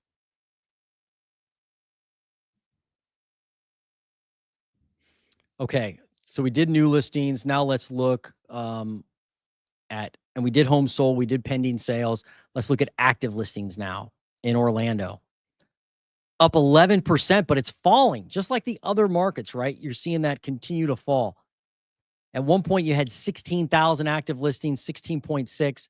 Now you got 15.8. So it's not like it's dropped a ton, but it is falling. It's not going up. It's not going up. Median days on the market. Yeah, look at this. All elevated. All these are elevated. Every time we look at median days on market, that continues to go up and up. 47 days. 47.75. Call it 48 days. That's 15 days longer than last year, or 16 days if I'm rounding up. 16 days longer than last year to sell a home or to put a home in contract in Orlando, Florida. Now let's look at average sale to list price ratio. What do I have? 97.3. So you got like a 2.7% discount on average. And it's been like that all year, all year, right? You've been lower than last year as far as how much people are willing to pay compared to the asking price. And look back in 2022, 101%. So definitely a different market, as it is in every metro. And just like the other metros, you could see that big decline in 2022. That's when it all kind of fell off the face of the map. But what will be interesting to look at is pricing here. Median sale price. All right, median sale price. You're down, about 1%. Down about 1% year over year right now. 407,000. You peaked this year at 420,000. You started the year at 405,000. So like Orlando doesn't seem like it's crashing. Unless I'm reading this information wrong, there's not, new listings are down 12%. Can't be that much pain there. Just can't be. Otherwise, you'd see more and more people hit the panic button and sell. Look back in 2022, what happened to new listings? They were going up and up and up. At one point in 2022, you were up 16% in new listings in Orlando. Now, though, you're down 12%. 936. Back in 2022, 1477. That's what you need to see for better prices. Materially better prices. Wow. I didn't expect that out of Orlando. I thought I'd see carnage. Not so much. All right, that's Orlando. What's next? Utah. Where in Utah, Mrs. Plex? You got to give me an area. Like Salt Lake, or give me a county. I'm going to continue on with another metro while you're thinking.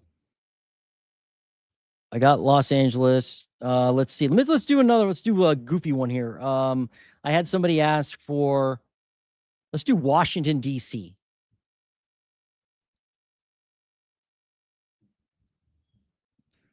Because D.C. is going to crash, right? Or it is crashing. Let's find out. 778 new listings, down 28.6%. 28.6% in new listings. Nobody is putting their home on the market in Washington, D.C.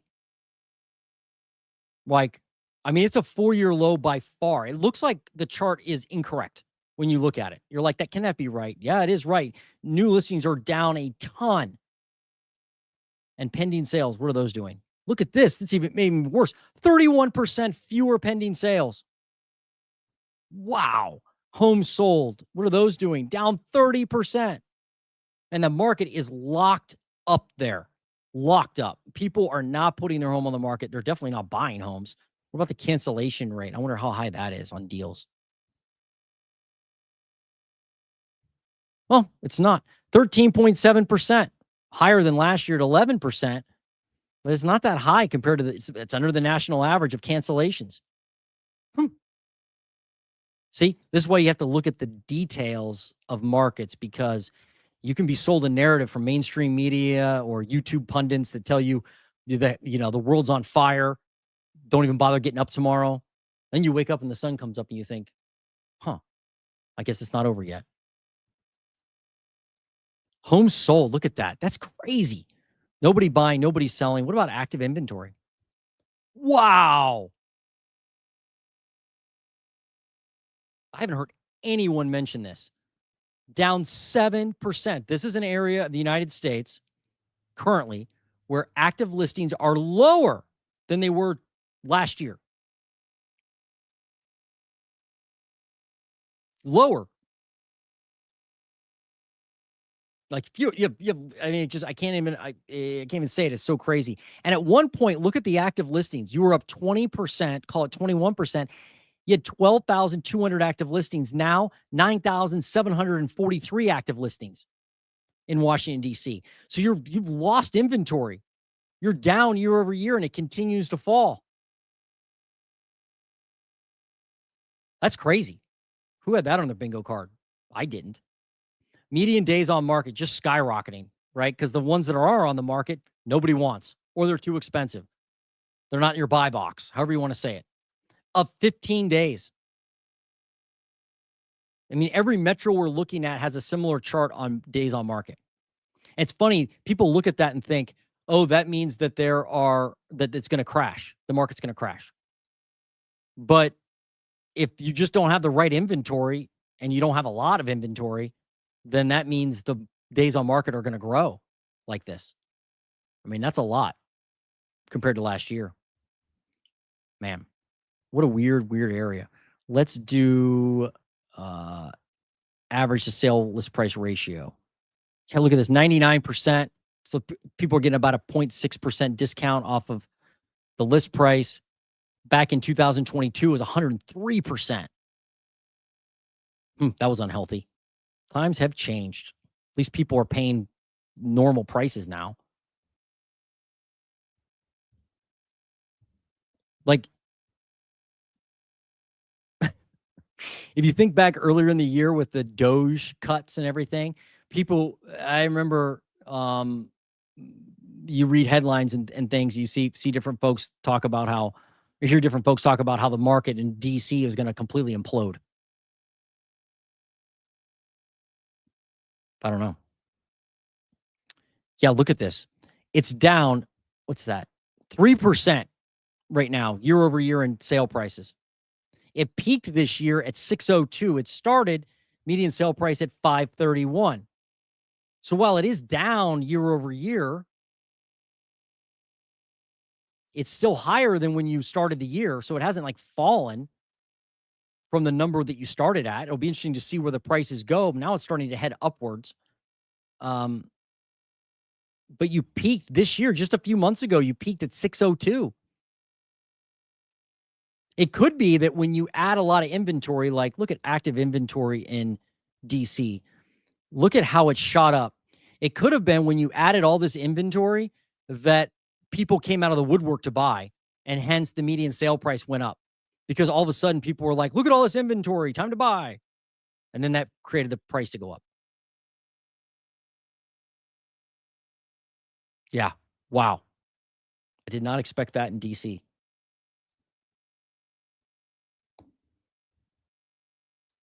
Let's stay on the East Coast for a second.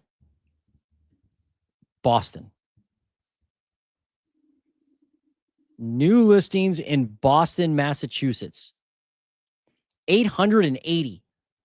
1.7% more than last year. It's almost following the exact same pattern as last year. I mean, look at these charts. They're like mirror images of themselves year after year. Look how crazy that is. I mean, year after year, it's the same.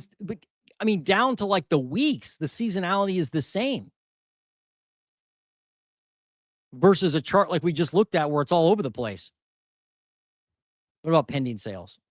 Yeah, it's following the chart too similarly. So pending sales down 0.4%, basically flat. Homes sold, what are those doing? Down 0.7%. Let me see cancellations.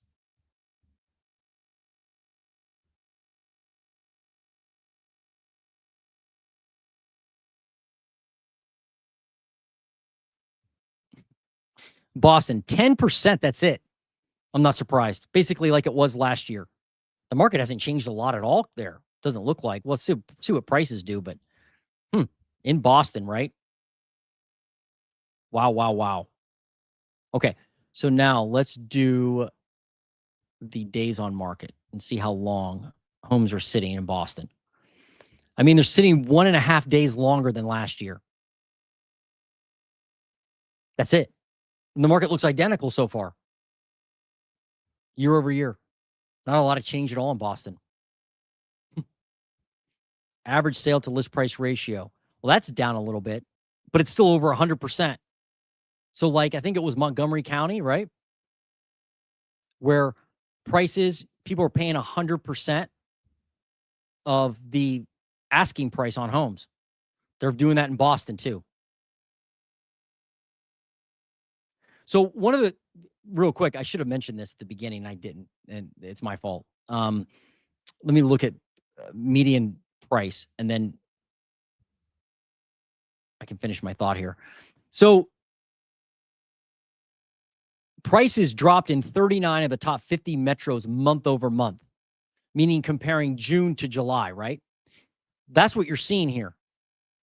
But notice in all these metros, that's kind of par for the course. That's something that happens almost every year. So it's nothing to get like crazy excited about necessarily. It's different than we've seen over the last few years in many metros, but it's not like that's the end of the world, because at the end of the day, 40 of the top 50 metros are still up year over year. So while the price is lower from last month, because as the season goes on, prices fall, you're still paying more for homes than you did this time last year. So when you hear those crash narratives of like the housing market is crashing, you'll be able to get the deal of your dreams if you just wait a few weeks. Well, you got to really look at the data and be honest with yourself. Like, don't lie to yourself. Don't you know? It's not necessarily what you want to hear. It's what you need to hear. Median sale price isn't crashing in Boston. They're up 3%. They peaked this year just a few weeks ago at $794.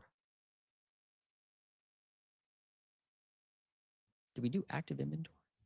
Oh, we forgot to do active inventory. 8,407 active listings. It is up 16%, but now it's headed down fast because people aren't listing their homes. And if we look at that median sale price, it is just elevated still. You're not an all-time high, but you hit that a few weeks ago. $772,000 in Boston. Wow, expensive. Expensive. Anyway, that's a good metro to look at because it shows you where the housing market's like just continues to move. I mean, continues to go forward, although there isn't a lot moving. That's Boston. All right. Let me check some comments real quick, and then I'll keep going. I got more. I'm going to keep going. St. George, Utah. Here we go. I'll do that in a minute. Or Washington County. Okay. All right. Yeah, I mean, look at those. Would there be any way for the admin to allow people to carry their current rate into a new property? I feel like that would allow the people sitting at 2% to make the move and bring more listings. Man, I've never heard of that. I've never heard of that idea. How would you do that? Somehow they would have to like give the banks the money or like pay the difference. I think was it RFK when he had when he was when he was running for president, his idea was they were going to give like low rates to first-time home buyers and they were going to supplement it with a grant somehow. But it had to be an owner-occupied home. Maybe not just first-time home buyers. I don't remember exactly his plan, but it was similar to that somehow where they were going to like buy down the rate. That's how I think it would have to happen. I guess if it was a government-backed loan, they could do it maybe. They would have to buy down the new rate for you is what they'd have to do. Almost like a modified mortgage. Huh? I think it would definitely get people to move. It would get people to move. That's what the admin wants. They want that. That's a great question and a great idea. I mean, I don't know if it would work or not, but it's a creative idea, I'll say, and one that I have never heard. Cool. Thank you for that, KZ. What's that, a charger? I think I've asked you that before. What website am I using? Sorry, Redfin. I'm using the Redfin data center. Yeah, so if you go to redfin.com or just Google Redfin data center, it'll bring you to this. And then this is the housing market data. And if I scroll down a little bit, that's the weekly data. That's what I'm using. You can go down here and look at the monthly data, but I like you looking at the weekly data for these videos. And they have other information too, like they have investor data. They have rental market data. So there's a lot of little hidden information centers inside Redfin. I think Redfin has the best housing market data of all the large providers and the easiest to kind of look at for the most part. But that's what I'm using as Redfin. Thanks for the question. And thanks for joining us, Menace. And then Tony Mack, how are you? Hello, how are you? Good to see you. Thanks for joining us. All right, next one is Washington County or St. George, Utah. Let me do the county.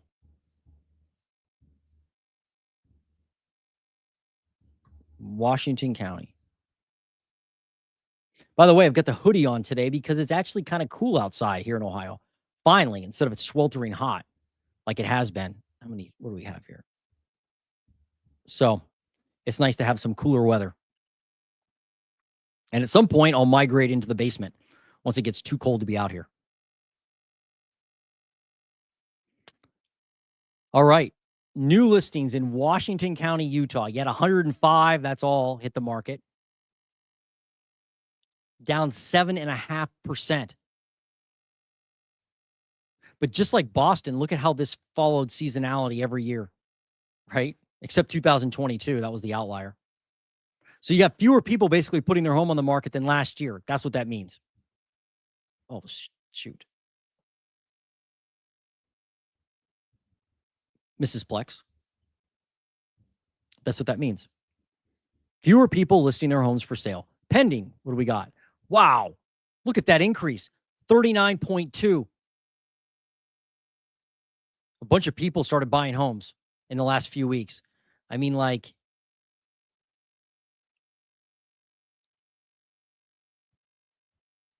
let me just look at this chart real quick.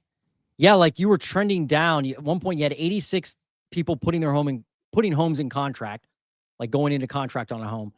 And now you've got 115, but you can see it's going up quickly. What about homes sold? What's up there? Yeah, look at homes sold. 45 homes sold. That's up 13%. Now, what about new listings? What did you have in new listings? You had 105 new listings hit the market. You had 45 sold. So you did add some to active inventory. But like other metros, your active listings, the number of homes actually um, on the market to buy, that is only up. I mean, it's up 23%, which is good. You have more, but it's been falling. You were like at 1,900 homes at one point. Now you're at 1,800 homes on the market. So that is falling. Let's look at days on market. Median days on market is 61 days on market.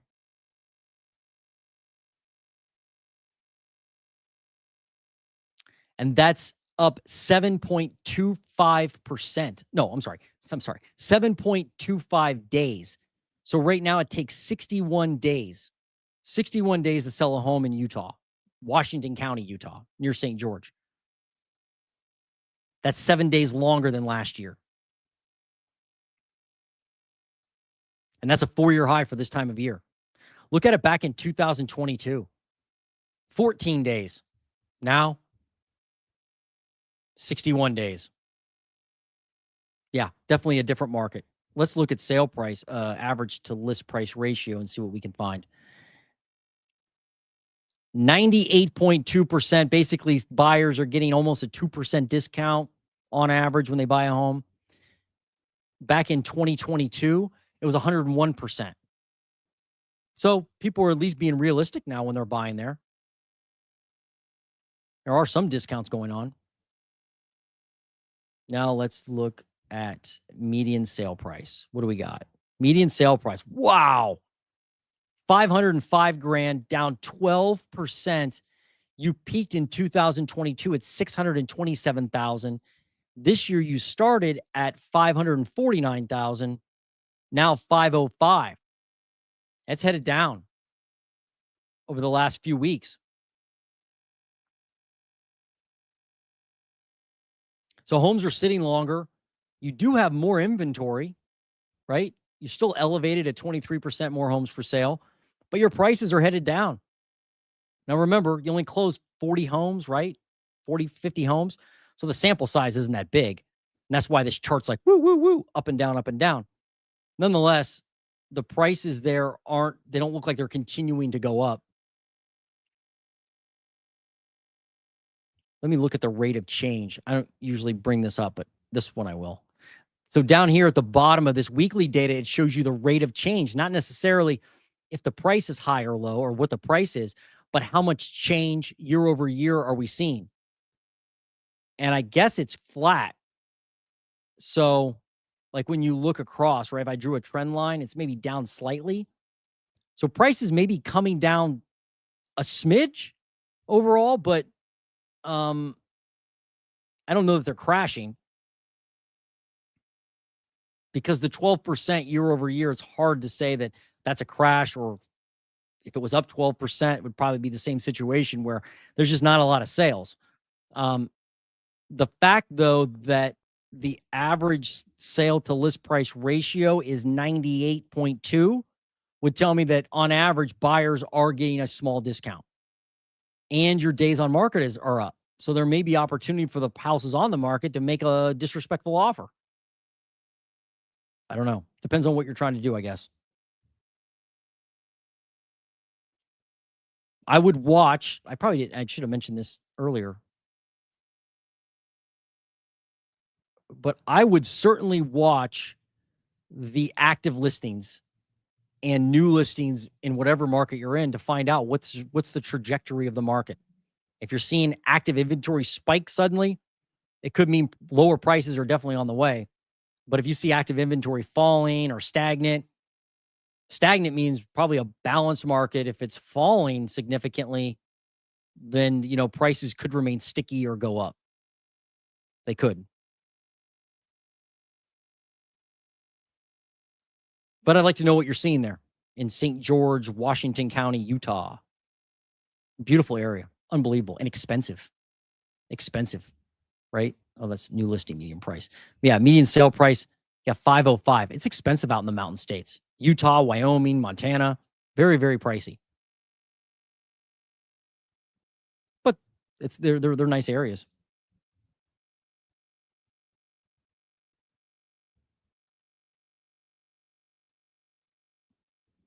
Mark's Google. Hey, you got a dog? Is that a German Shepherd?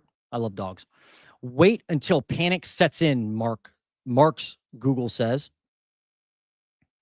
Yeah, I guess, well, I don't know that panic is the word. It's more like distress, right? It's one thing to be panicked and say, hey, you talk to your spouse or your family or whoever, or maybe you just say it to yourself if you're living alone. You're like, maybe now's time to sell. And you kind of get panicked about the economy and real estate and everything.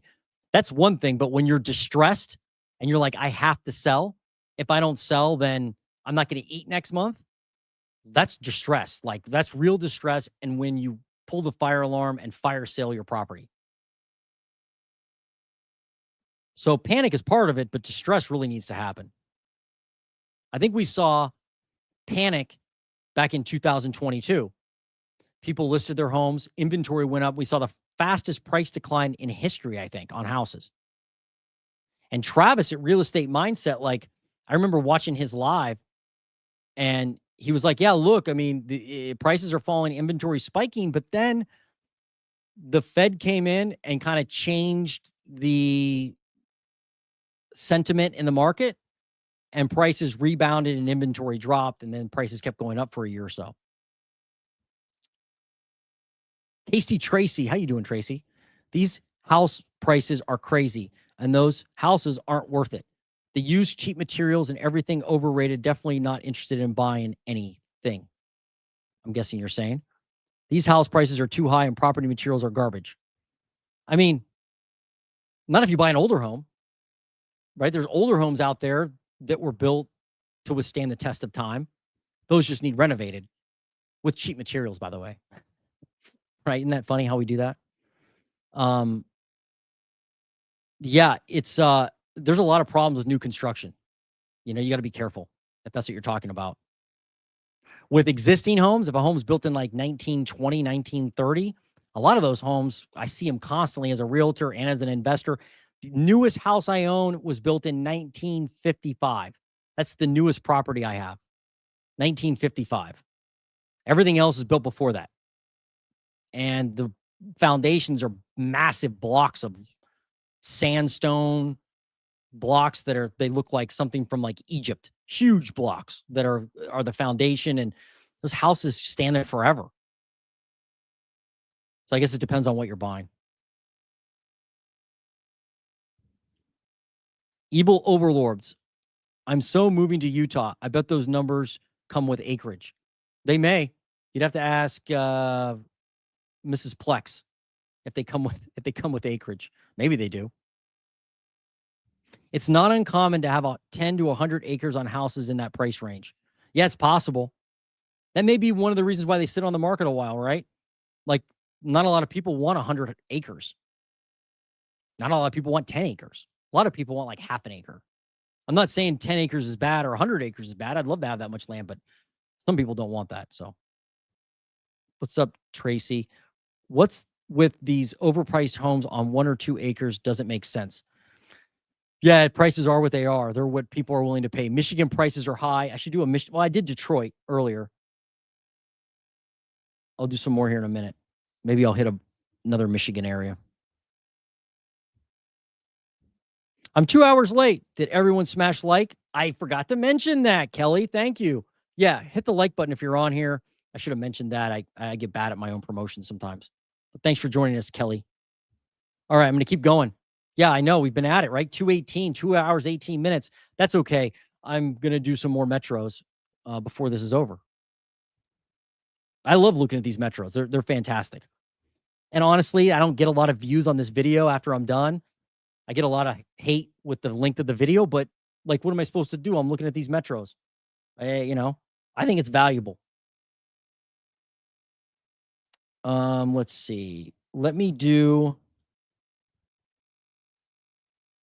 We haven't done anything down in Texas. Let me do Houston.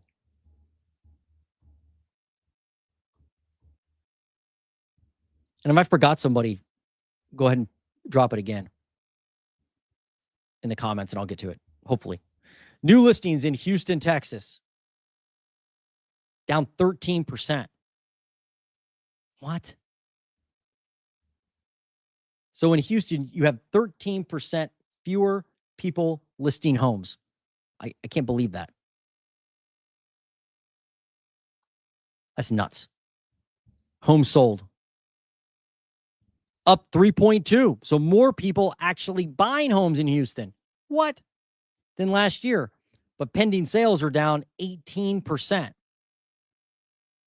But the actual finished home sales, like when people actually sell, buy a home, 1,800 closes. And what were the new listings? 2,100 new listings. So even though new listings are down and homes solds are up, you're still adding some inventory to the market. There's still a difference there. Let me look at cancellations in Houston. 18%. Wow. A lot more cancellations this year than last year. Last year it was 15%. More people canceling their homes. Or canceling their purchase contract.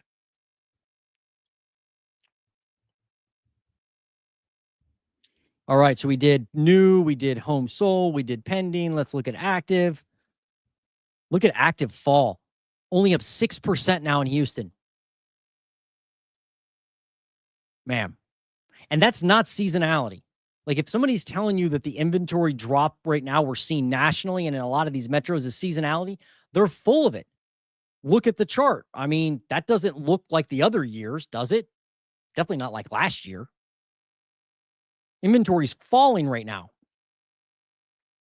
In Houston, it's falling a lot. Like Houston had 35,000 active listings at one point. Now they've got 33,000, 33,500, and at the peak you had 35,700. So you've lost 2,000 listings. Wonder how long homes are on the market. Yeah, look at Houston. Homes on the market 49 days. That's up 13 days year over year.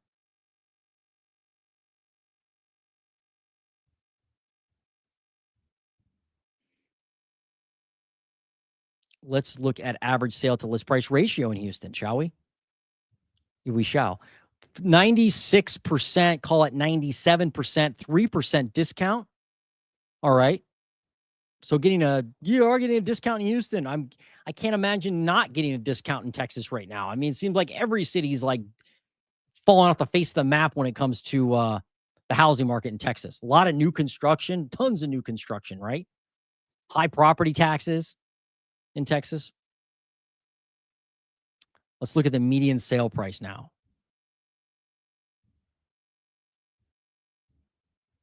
$341,000. $341,000. That's down, basically flat. Essentially, it's flat. And they peaked in Houston back in 2022 at $352,000. I mean, Houston is cheaper to live in right now. The median sale price is lower in Houston than it is in Columbus, Ohio, and nearly lower than Cincinnati, Ohio, which is crazy that Ohio is more expensive than Houston. I think the property tax rate in Texas is just a smidge higher. The insurance may be more expensive in Houston with all the hurricanes and whatever. And they have a lot of new construction. Columbus doesn't have a lot of new construction. But nonetheless, the median sale price doesn't look like it's crashed. I mean, in Houston, look at you started at $334,000 in Houston at the beginning of the year. Now, $341,000. I don't see a price crash in Houston. I mean, last year, the prices fell quickly. I wonder what inventory did last year in Houston. Yeah, I mean, it rose during the year. It was rising pretty good last year. And it caused that median price to probably fall, right? 341. Man. Yeah, just doesn't seem like it's ready to crash. And you have active inventory falling in Houston. That's not a good thing if you're looking for more price, erosion, I guess. And remember, this is all the active listings. This is everything. Condos, single family houses, duplex, triplex, quad, all those. But if you segment this out between like condos, single family houses, new construction, it would tell a different story, obviously. This is just a big overview look at the market. All right, that's Houston. Next on the list is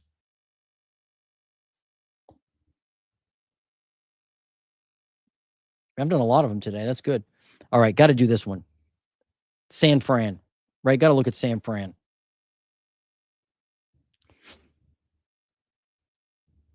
Got to look at San Francisco. New listings in San Francisco Metro, 196, down 17% in new listings in San Francisco. Down 17%. But it is following like the seasonality kind of, right? I mean, like every year it kind of goes down this, like in May goes down, then it rebounds. So it'll be interesting to see if new listings actually rebound in the coming weeks. Pending sales. What do we got? 186 pending sales, down 2.4%, and homes sold up 7.7.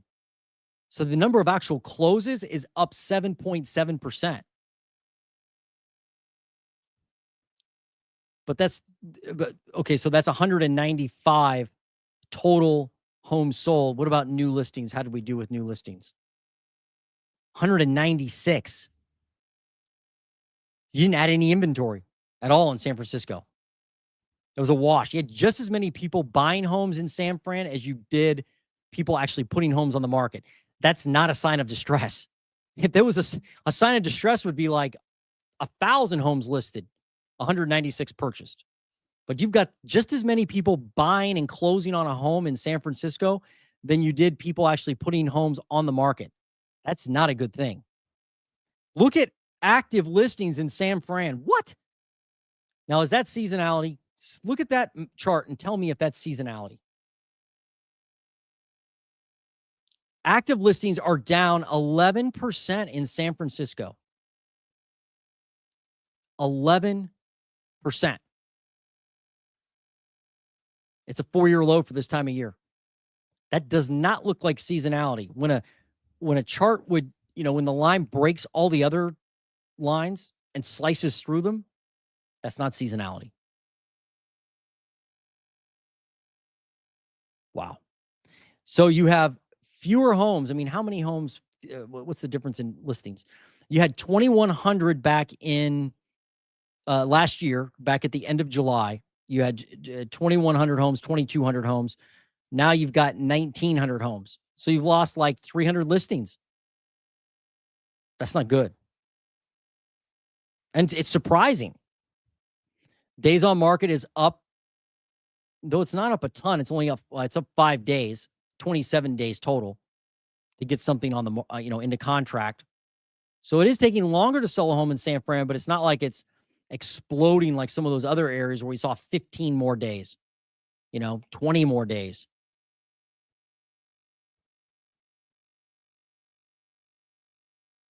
Let's do average to list price ratio. Let me do cancellations first in San Francisco. How are we doing with San Francisco cancellations? But they don't have it on the map. They don't have it on here. Oh, okay. Oh, well. Can't do that. Average sale to list price ratio for San Francisco.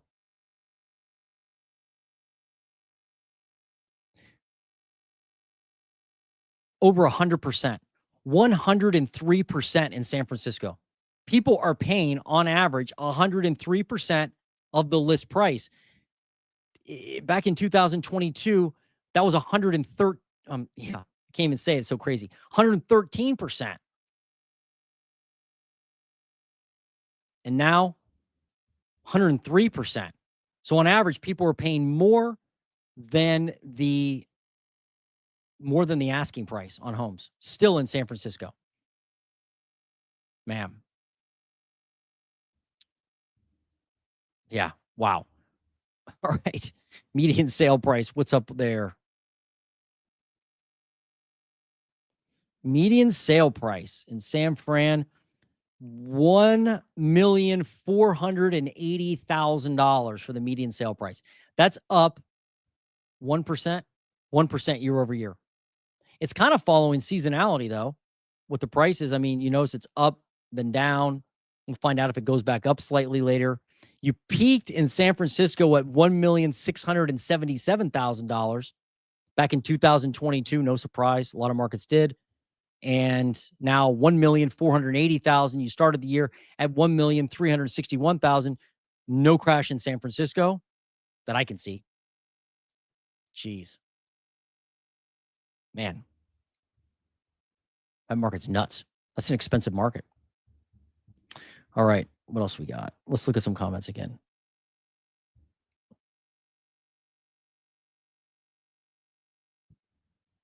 What's up, Tracy? You're correct with your statement, sir. I'm looking into Kentucky, something built in 1970 with at least 10 acres or more. What do you think? Yeah, great. I'll take a look. Well, you want me to look at Kentucky or Michigan? Which one do you want me to look at? You pick. While you're thinking, I'll give you a quiz. Anybody still listening on here? What is the median age of a house in the U.S.? I'm sorry, average age. What's the average age of a home in the U.S.? Somebody, if anybody's on, find out if, without cheating, guess.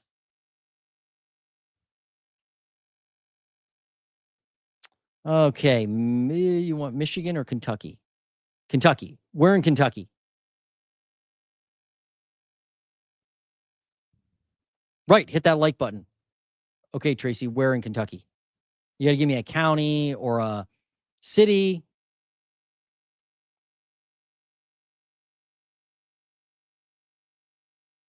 What's up, Tyler? How's the Washington market looking? You mean Seattle? I did Snohomish County earlier. You got to give me an area like a county or a metro to look at instead of the state. All right, so Tracy thinks, I asked, what's the average age of homes in the U.S.? Her guess is 25 years old. Well, the average age of a home or the average year a home was built right now, when you look at all the inventory, is 1976. According to the data I've researched, 1976. Which is kind of old, right? I mean, people, I think a lot of people nowadays, especially younger buyers, would think, well, that's kind of old, 1976.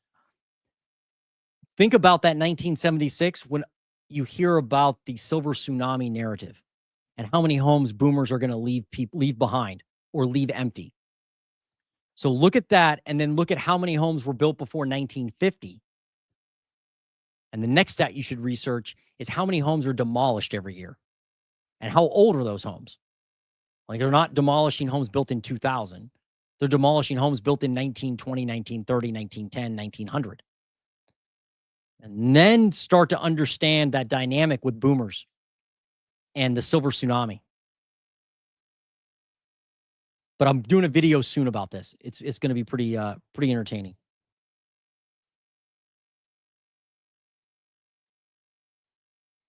All right. Let's see. You want, Trace, you want me to look at Paducah or Garrett? Okay, those are counties in Kentucky, I guess, right?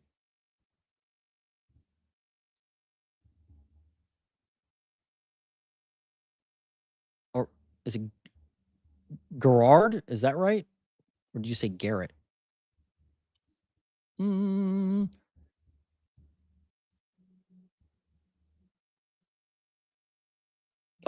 well, there's Garrett. That's Garrett County, Maryland. You don't want that. Let me look at your other one. What's your other one? Paducah.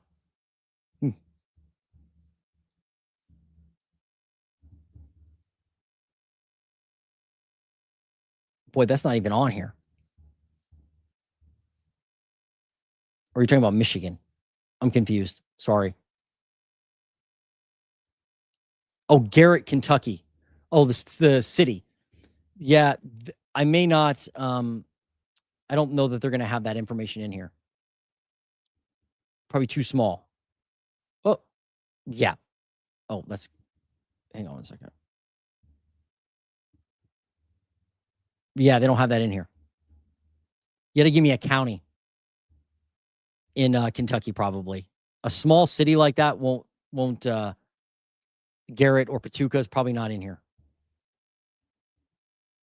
No, too small, which happens. If you upgrade home to sell, where would you spend? Oh, I see your question. I understand what you're saying now.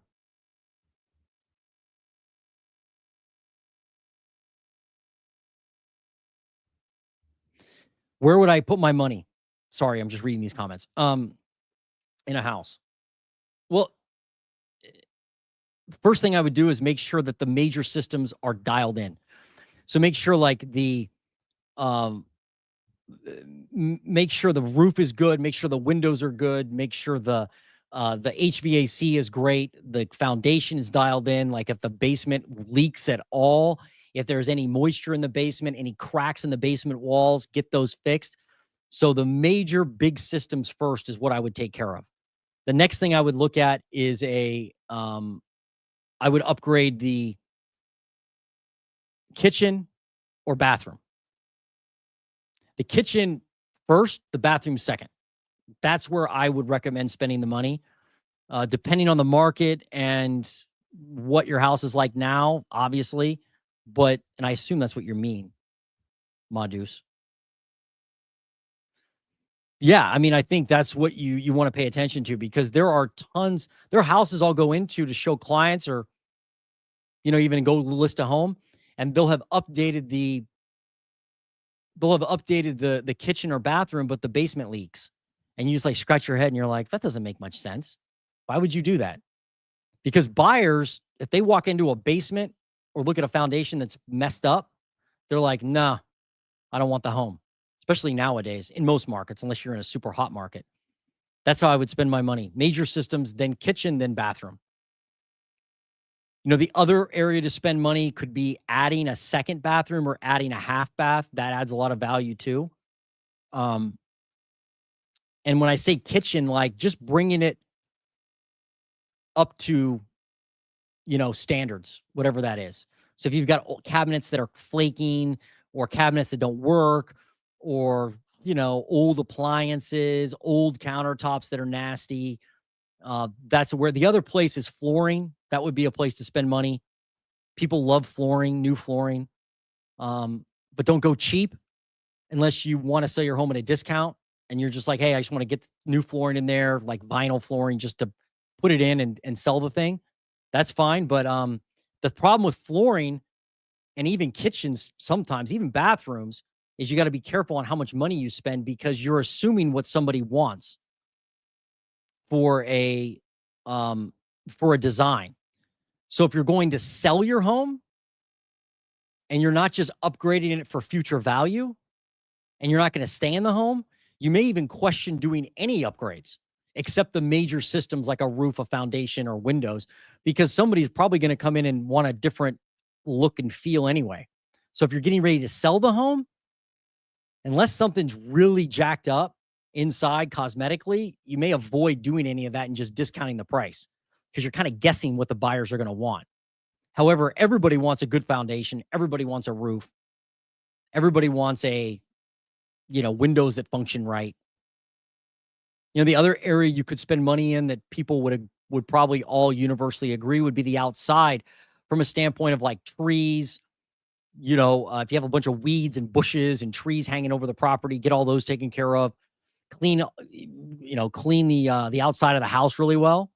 All the junk, if you have old cars in the driveway, bunch of wood laying around or junk, get rid of all that stuff. So decluttering is a good way to add value when you're trying to sell it or have a better,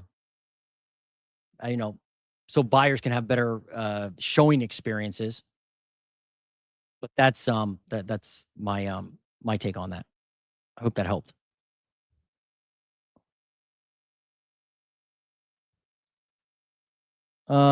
So Tracy, I'm still trying to figure out.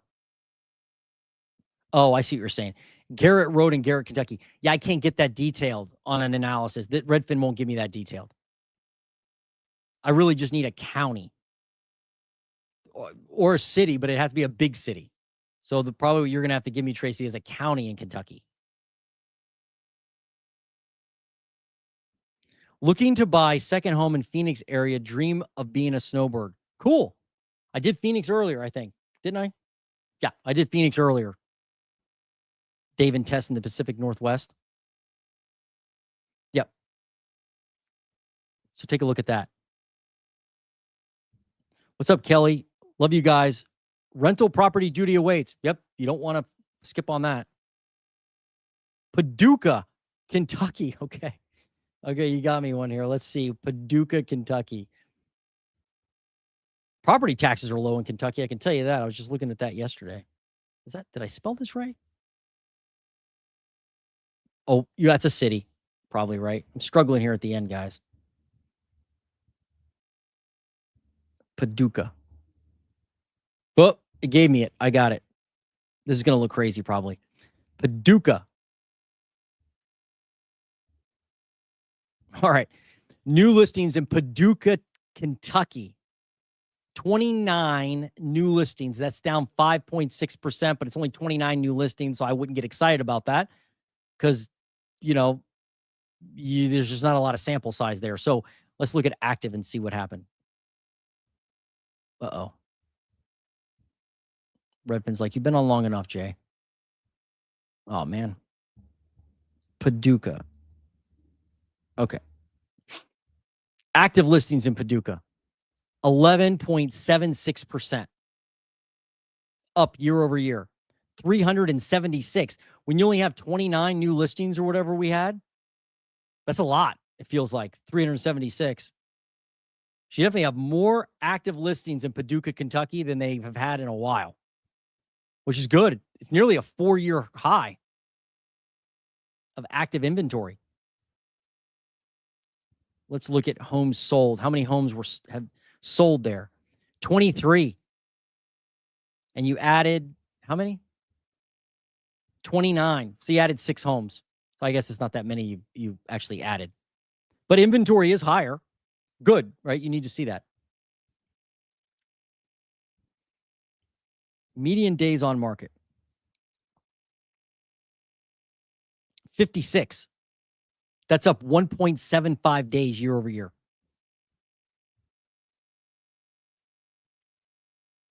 So homes are sitting a lot longer. Not a lot longer, but they're sitting 56 days. So they're not moving very quick. But that's only 1.75 days longer than last year. So they're not sitting a lot longer. I shouldn't have said that. Let's look at average sale to list price ratio. What do you got here? 96.3. So buyers are getting like a 4% discount on average. So if you're looking to buy there, it looks like maybe you can get a discount. You've got more active inventory. That's good.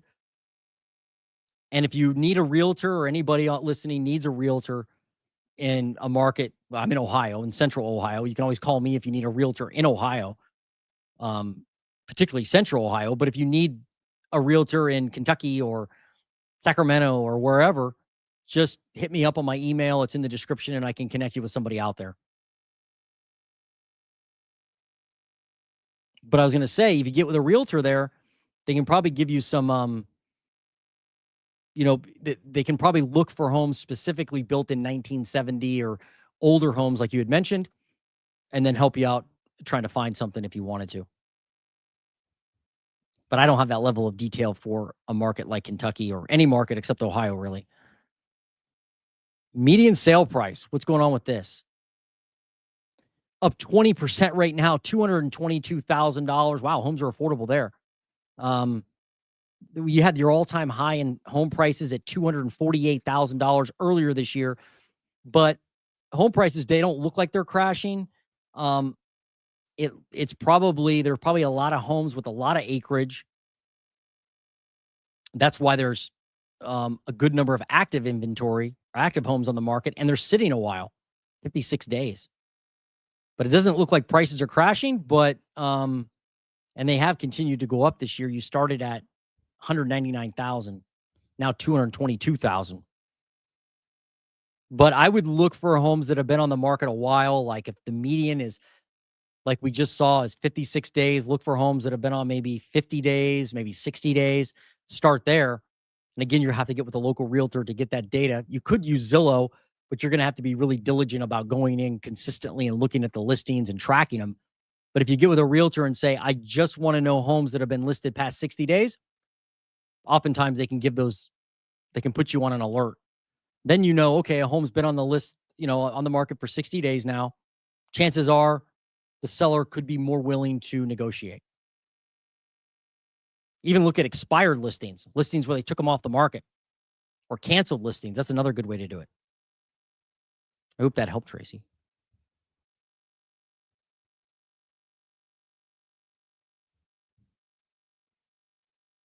That's true. Okay at home, and there were several storm windows missing.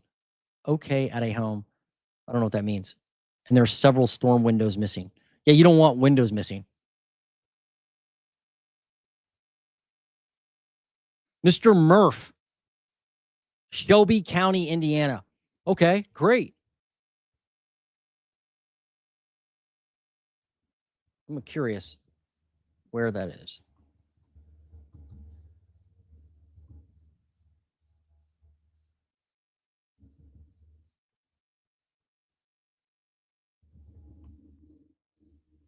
Oh, okay.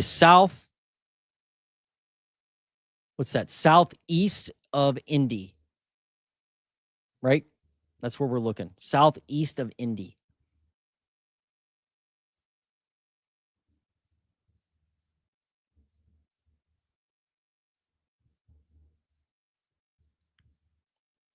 New listings in Shelby County, Indiana. Let me go 12 weeks on this. 13 listings added average per week over the last 12 weeks. That's what this means. Mr. Murphy. So you only added 13 new listings in Shelby County, Indiana. I just want to double check and have the right one. Yeah, Shelby County. That's down 1.3%. Does it really matter when you only have 13 new listings? Probably not. Active listings. What's up with that? Wow, look at active listings. 119. That's up 30% right now. So you have a lot more active inventory than you did last year. There's no doubt. It's probably not historically high. So look, I don't do this every time for every area. Let me see what this shows real quick. Just bear with me.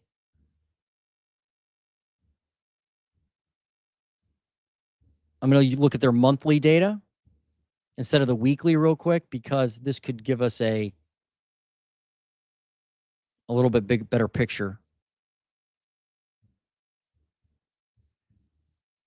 So the monthly data is obviously compiled monthly from Redfin, not weekly. And sometimes it's a better look because you can go back further in time, but I don't like the way the data is presented, so I don't usually use it. However, for you, I was curious because with only 10 listings hitting the market, new listings, I thought, well, I wonder how they've done historically. So if I go back historically and look at Shelby County, what I was trying to figure out is that a low amount in a week, or is that a high amount? Well, in July, you added 53 new listings for the month. 53 new listings for the month. Now, if I go back historically, like you peaked in new listings at 82 in June of 2022. And if I go back all the way to 2014, you added 83. So the fact that you only added 53 in July, I mean, let's see. Yeah, July of 2022, you added 58. July of 2023, you added 46. July, I'll go all the way back here. July of 2012, you added 63. So it's fewer new listings than you traditionally have, I think. Going all the way back, in time, a decade or so. Oh, Redfin, what are you doing to me? Ah. Oh, it worked. Okay. But look at active inventory. 160 right now. And if I go, like, you can kind of see that it's definitely more than the last couple years. Like last year at this time, you had 141 active listings. Right now, 160. If I go to 23, you had 113 active listings. This was during COVID right here. You had not very many at all. 130 active listings. But look at 2014 and 2013. Like in July of 2012, I guess you had 358 active listings, and now only 160. So I was looking at that longer view because you have so few homes on the market that I didn't want to think, okay, that's like an all-time low, but it's not an all-time low, but it's lower than historical averages. I mean, you go back in time, I mean, and if we went before 2012, you'd probably even see more active listings because you get into the GFC timeframe. But no doubt inventory is down from where it was earlier in the in 2012, 2013, but it is up from the pandemic lows. It is. Let me look at median sale price. Well, let's look at homes sold, home sales. You had 44 homes sold in all of July. And so look, I mean, that's 44 in July of this year. Let's go back to July of wow. Look at July of 2012. You only had 26 homes sold.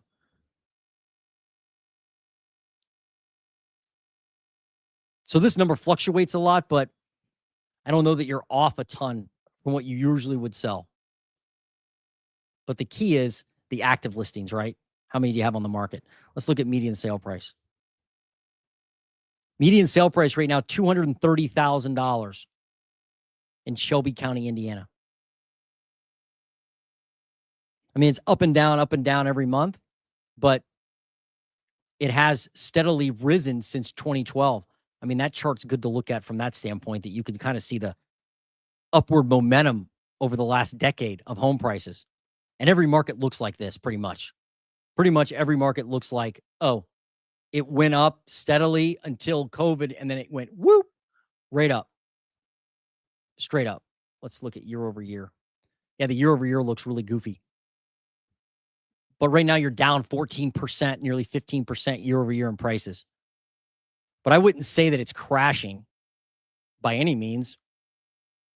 I just think it's a fluctuation with only 50 home sales. The thing I would watch is I would watch this inventory and I would look at new homes. I think there's a lot of new homes around Indy. At least that's what I've seen in the data. So there's a lot of new homes around Indy. It could be more competition for existing homes. And that's where I go to the new home builders and try to get the best deal I can. Compare apples for apples with your rate buy down and discounts they're giving you compared to what you can get from a bank now or a lender and existing homes.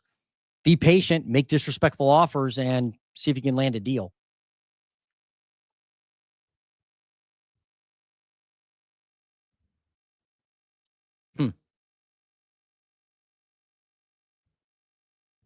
Did I do the wrong one before? Yeah, I did. Sorry. I should have done inventory before, not active listings, because inventory is the amount of homes they have at the end of the month.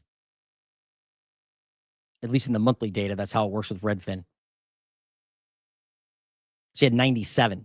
But you could see if you go back in time, you had a lot more homes early on in 2012, 2013. And inventory was dropping significantly before COVID. But COVID didn't help. I mean, even way before COVID, you were struggling with inventory. You can look at it and see, like here in 2019, you had 96 homes on the market in July. Now you've got 97, barely above COVID, pre-COVID levels. So probably not a ton of homes to choose from, but maybe a lot of new construction out there. But prices don't look like they've crashed. Long term, if you're looking to flip something quickly, then you may be, you're going to need a lot more detailed info than this. I hope that helped. Let's see. I'm almost done here, guys.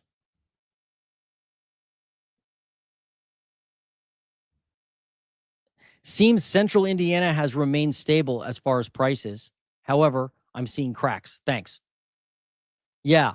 Let me just look here at Indy real quick.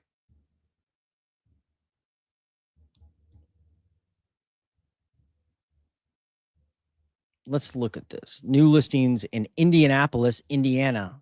That's next. 773. That's up 1.8%. So a few more new listings. What about active inventory? Active inventory is up 20% in Indy. What about median days on market? Median days on market is only 17 days, but that's up 4 days. Homes are sitting longer. Pretty much, and that's kind of following seasonality.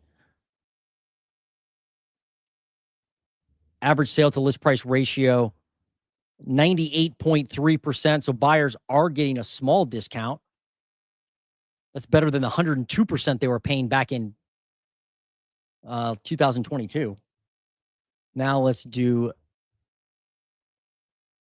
median sale price.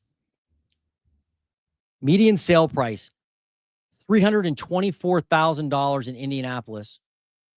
That's an all-time high, right? Tied for an all-time high. Wow. Up 4% in Indianapolis. It doesn't show any sign of crashing as far as the overall median sale price goes. People continue to buy and buy and buy. It looks like homes sold. Did we look at that? No. Homes sold is up 4.4. So more people buying homes than last year in Indianapolis. You said you're seeing cracks. Yeah, I mean, with the amount of active inventory you have, the fact that it is up, you are going to see some cracks. You're going to see probably a lot of people with discounting their price who list the property too high. But when people are buying, they're getting a very small discount. What do we say, 3% or so? But the actual end median sale price is higher than it was last year overall. Just because we're seeing price cuts doesn't necessarily mean you're going to see overall lower prices. It could just be sellers that are way over their skis on pricing. See, everyone thinks it's agents and realtors that cause prices to go higher. But my job is to listen to the client, and that's the boss in the transaction with me, is I have to listen to the client. I'm working for them, unless they tell me to do something illegal or unethical. But I'll give them options and caution them, but I never tell them what to do. And oftentimes sellers will shoot higher than they should for sales for their price of their home, because everybody thinks their home is better than their neighbor's home. That's just how people are.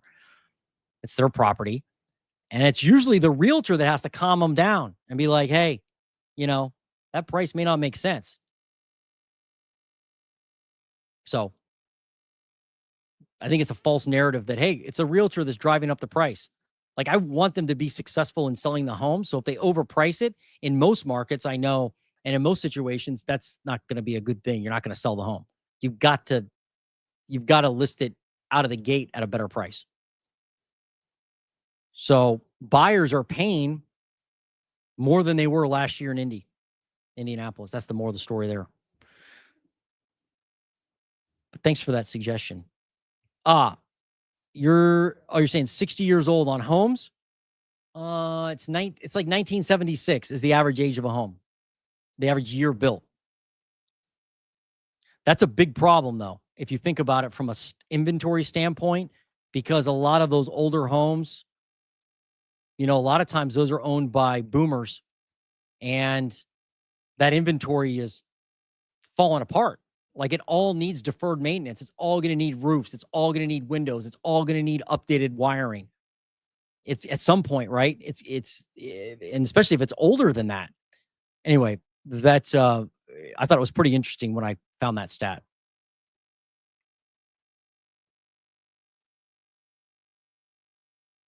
Aloha from Hawaii. That's cool. Financial firefighter. There's a lot of firefighters involved in real estate. I know of like 10 different investors here within a 5-mile radius that are all firefighters in Central Ohio. And they're all investors. They're all real estate investors. I'm pretty successful at it. Some of them own storage. Most of them own multifamily. So cool. Welcome. I'm glad you joined us. Do you want me to look at a Hawaii metro or county? Let me know which one. I'm happy to look at. I've never looked at Hawaii on this live, so I'd like to look at one.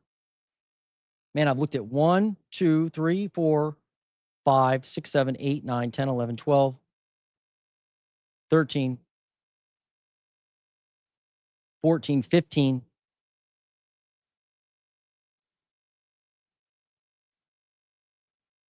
18. Looked at 18 metros today. Not ready to sell. Talked with a few local realtors. One offered his contacts for local contractors with reasonable pricing and good work. The reason I'll talk with him first when market ready. Oh yeah, somebody who helps out. Good. I'm glad you're doing that. Yeah, I always try to help people out with information like contractor contacts, like lender contacts, market information. You know, even if I'm not going to make any money at it. I figure the more people you help out like that, the more it'll come back to you eventually. So I'm glad you're giving him a shot or them a shot. Yeah, from an upgrade standpoint, be really careful anticipating what other people will like. Colors, style, fixtures, stuff like that. It's better in a lot of cases to just discount the property and save yourself time and headache. Not always, but be careful because the buyers could say, I would have liked this house if it had different color flooring and that flooring you just put in was $10,000. And the buyer's like, man, I'm going to have to rip all this out because I like carpet. I used to be a certified residential appraiser. Cool. Worked through the GFC. This feels reminiscent of those times. However, the catalyst will be different. Overall price is too high. Rates unlikely to drop. But like from an inventory standpoint, it's not, right? Like I'm sure you saw it back then, Mr. Murph, right? We had almost 4 million homes on the market in the United States. Now we've got like 1.1 million. So I'm sure you saw more inventory. But if you mean by prices overall too high and detached from median income, then yeah, I can see your point there. But you got to have more inventory because we're just not seeing that right now in most cases. But yeah, I'm glad that you're joined us because it's great to have somebody on who has the experience of being an appraiser. So you've seen it all, I'm sure. All right. Well, financial firefighter, do you want me to do Hawaii? I'll give you a minute or so and then I'll move on. Oh, I got one for Ohio. What's up, Daniel? Clermont County. Okay, I'll do Clermont County, but make sure you join me on the live on Sunday for the Ohio Housing Nerd channel.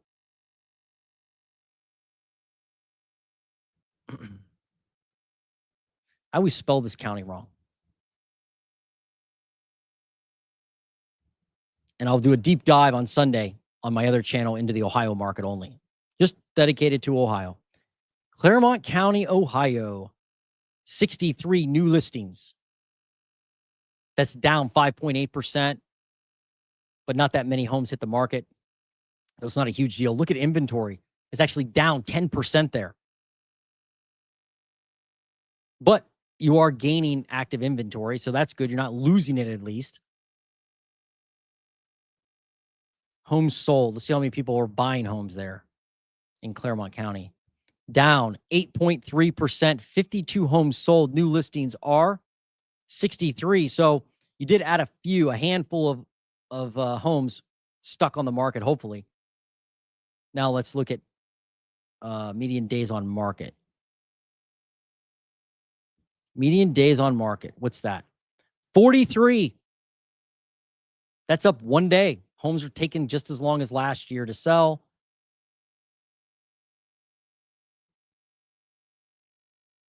Average sale to list price ratio. Well, that dropped recently a lot. 99.7, basically sellers are getting what they're asking, essentially, is what that means. Back in 2022, that was 102.8, 103%. Now at least it's 99.7, basically what the sellers are asking. All right, so that is average sale to list price ratio. Now let's do median sale price. Median sale price, $327,000. That's up 4.6%. Wow, that's expensive. That's really expensive.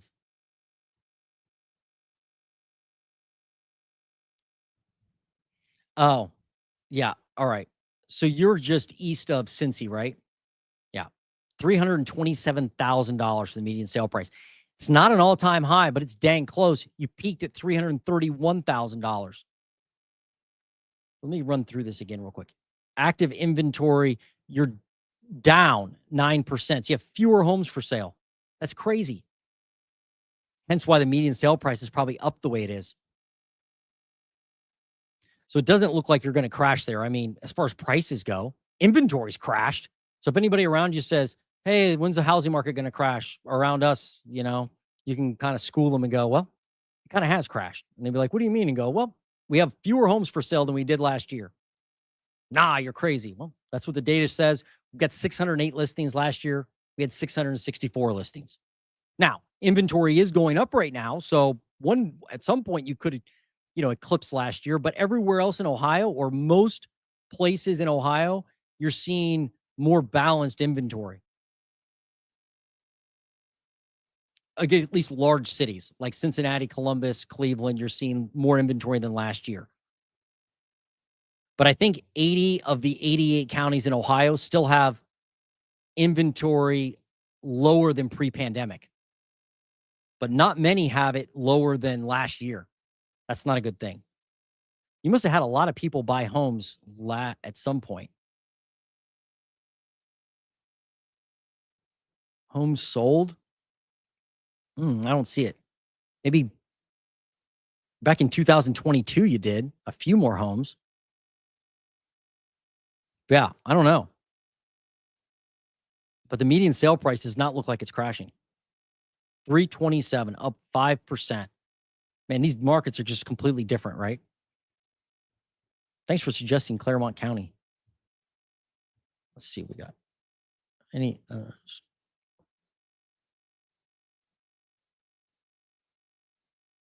what's up, Ma Deuce? I should have a set time for it, but I don't. It's probably look for it around 6 p.m. or so. It'll be in the evening. That's when I like to do it. Fort Worth, Texas. Walter.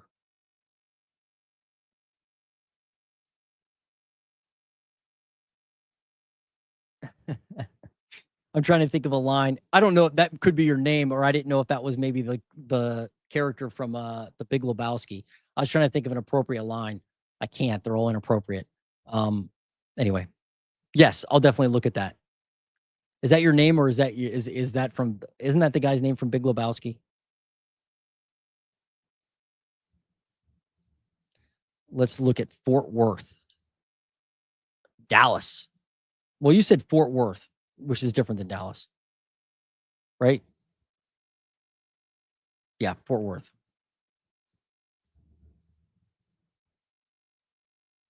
Fort Worth, Texas.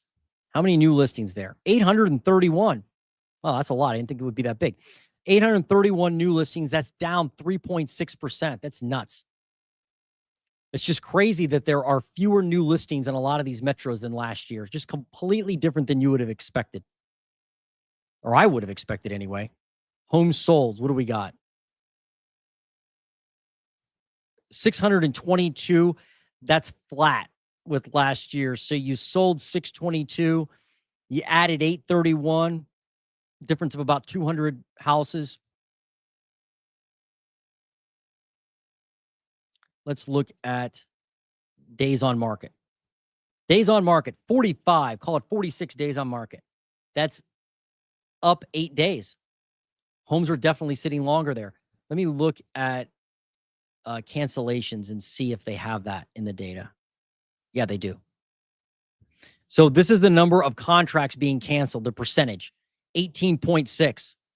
up from last year. So more people this year are canceling their contracts, canceling their deals. Usually buyers, right, are walking away from the deal before it closes. Nearly 20%, 1 in 5. So, and that's elevated from last year. And by the way, just as kind of an overview, we can look at who has the largest number of cancellations percentage. San Antonio leads the nation, by the way. Fort Lauderdale, Jacksonville, Atlanta.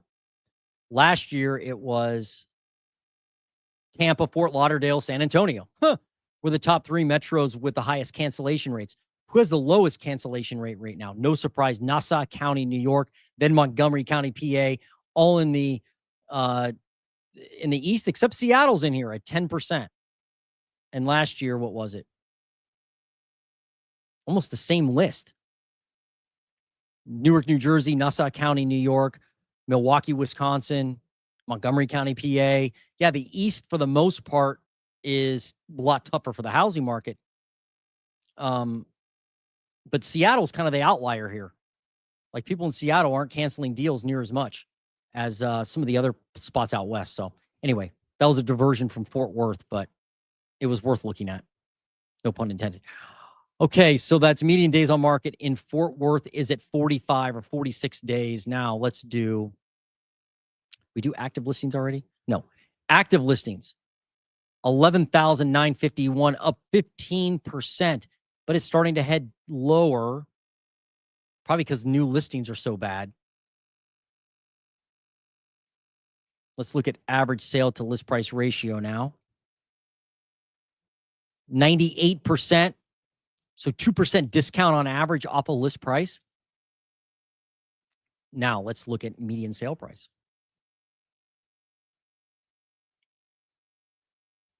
Median sale price, $363,000, basically flat right now in Fort Worth, Texas.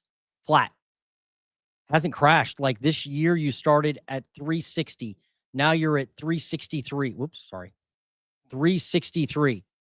So you're up $3,000 since the beginning of the year. But you peaked in 2022 at 385.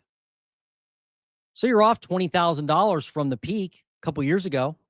But since then, the prices have kind of just moderated, right? They kind of follow this trajectory all throughout the year. This 2022 is the outlier.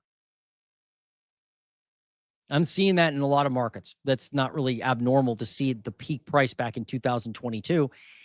And I can't tell you that Fort Worth is, you're going to see prices decline, like a big decline coming. I mean, you just don't have the active inventory probably to cause that. In fact, yeah, if you look at 2022, look how the inventory shot up at the beginning of the year. Look at that. I'm sorry. And midway through the year, it shot up. And that caused prices to come down. Right? Look at prices. Look how they come down in 2022. And they've never really, I mean, they've recovered, but they haven't gone to peak yet, even near it.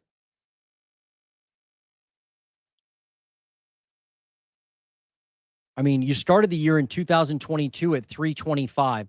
You peaked at 385 and you ended the year at 358.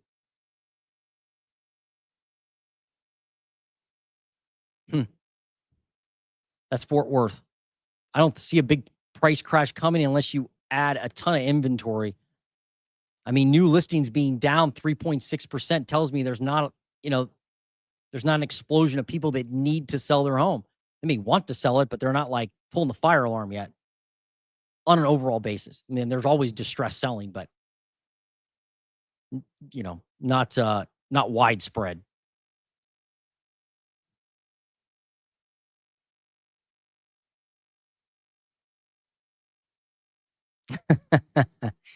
Right. Right. There are rules. Right. Right.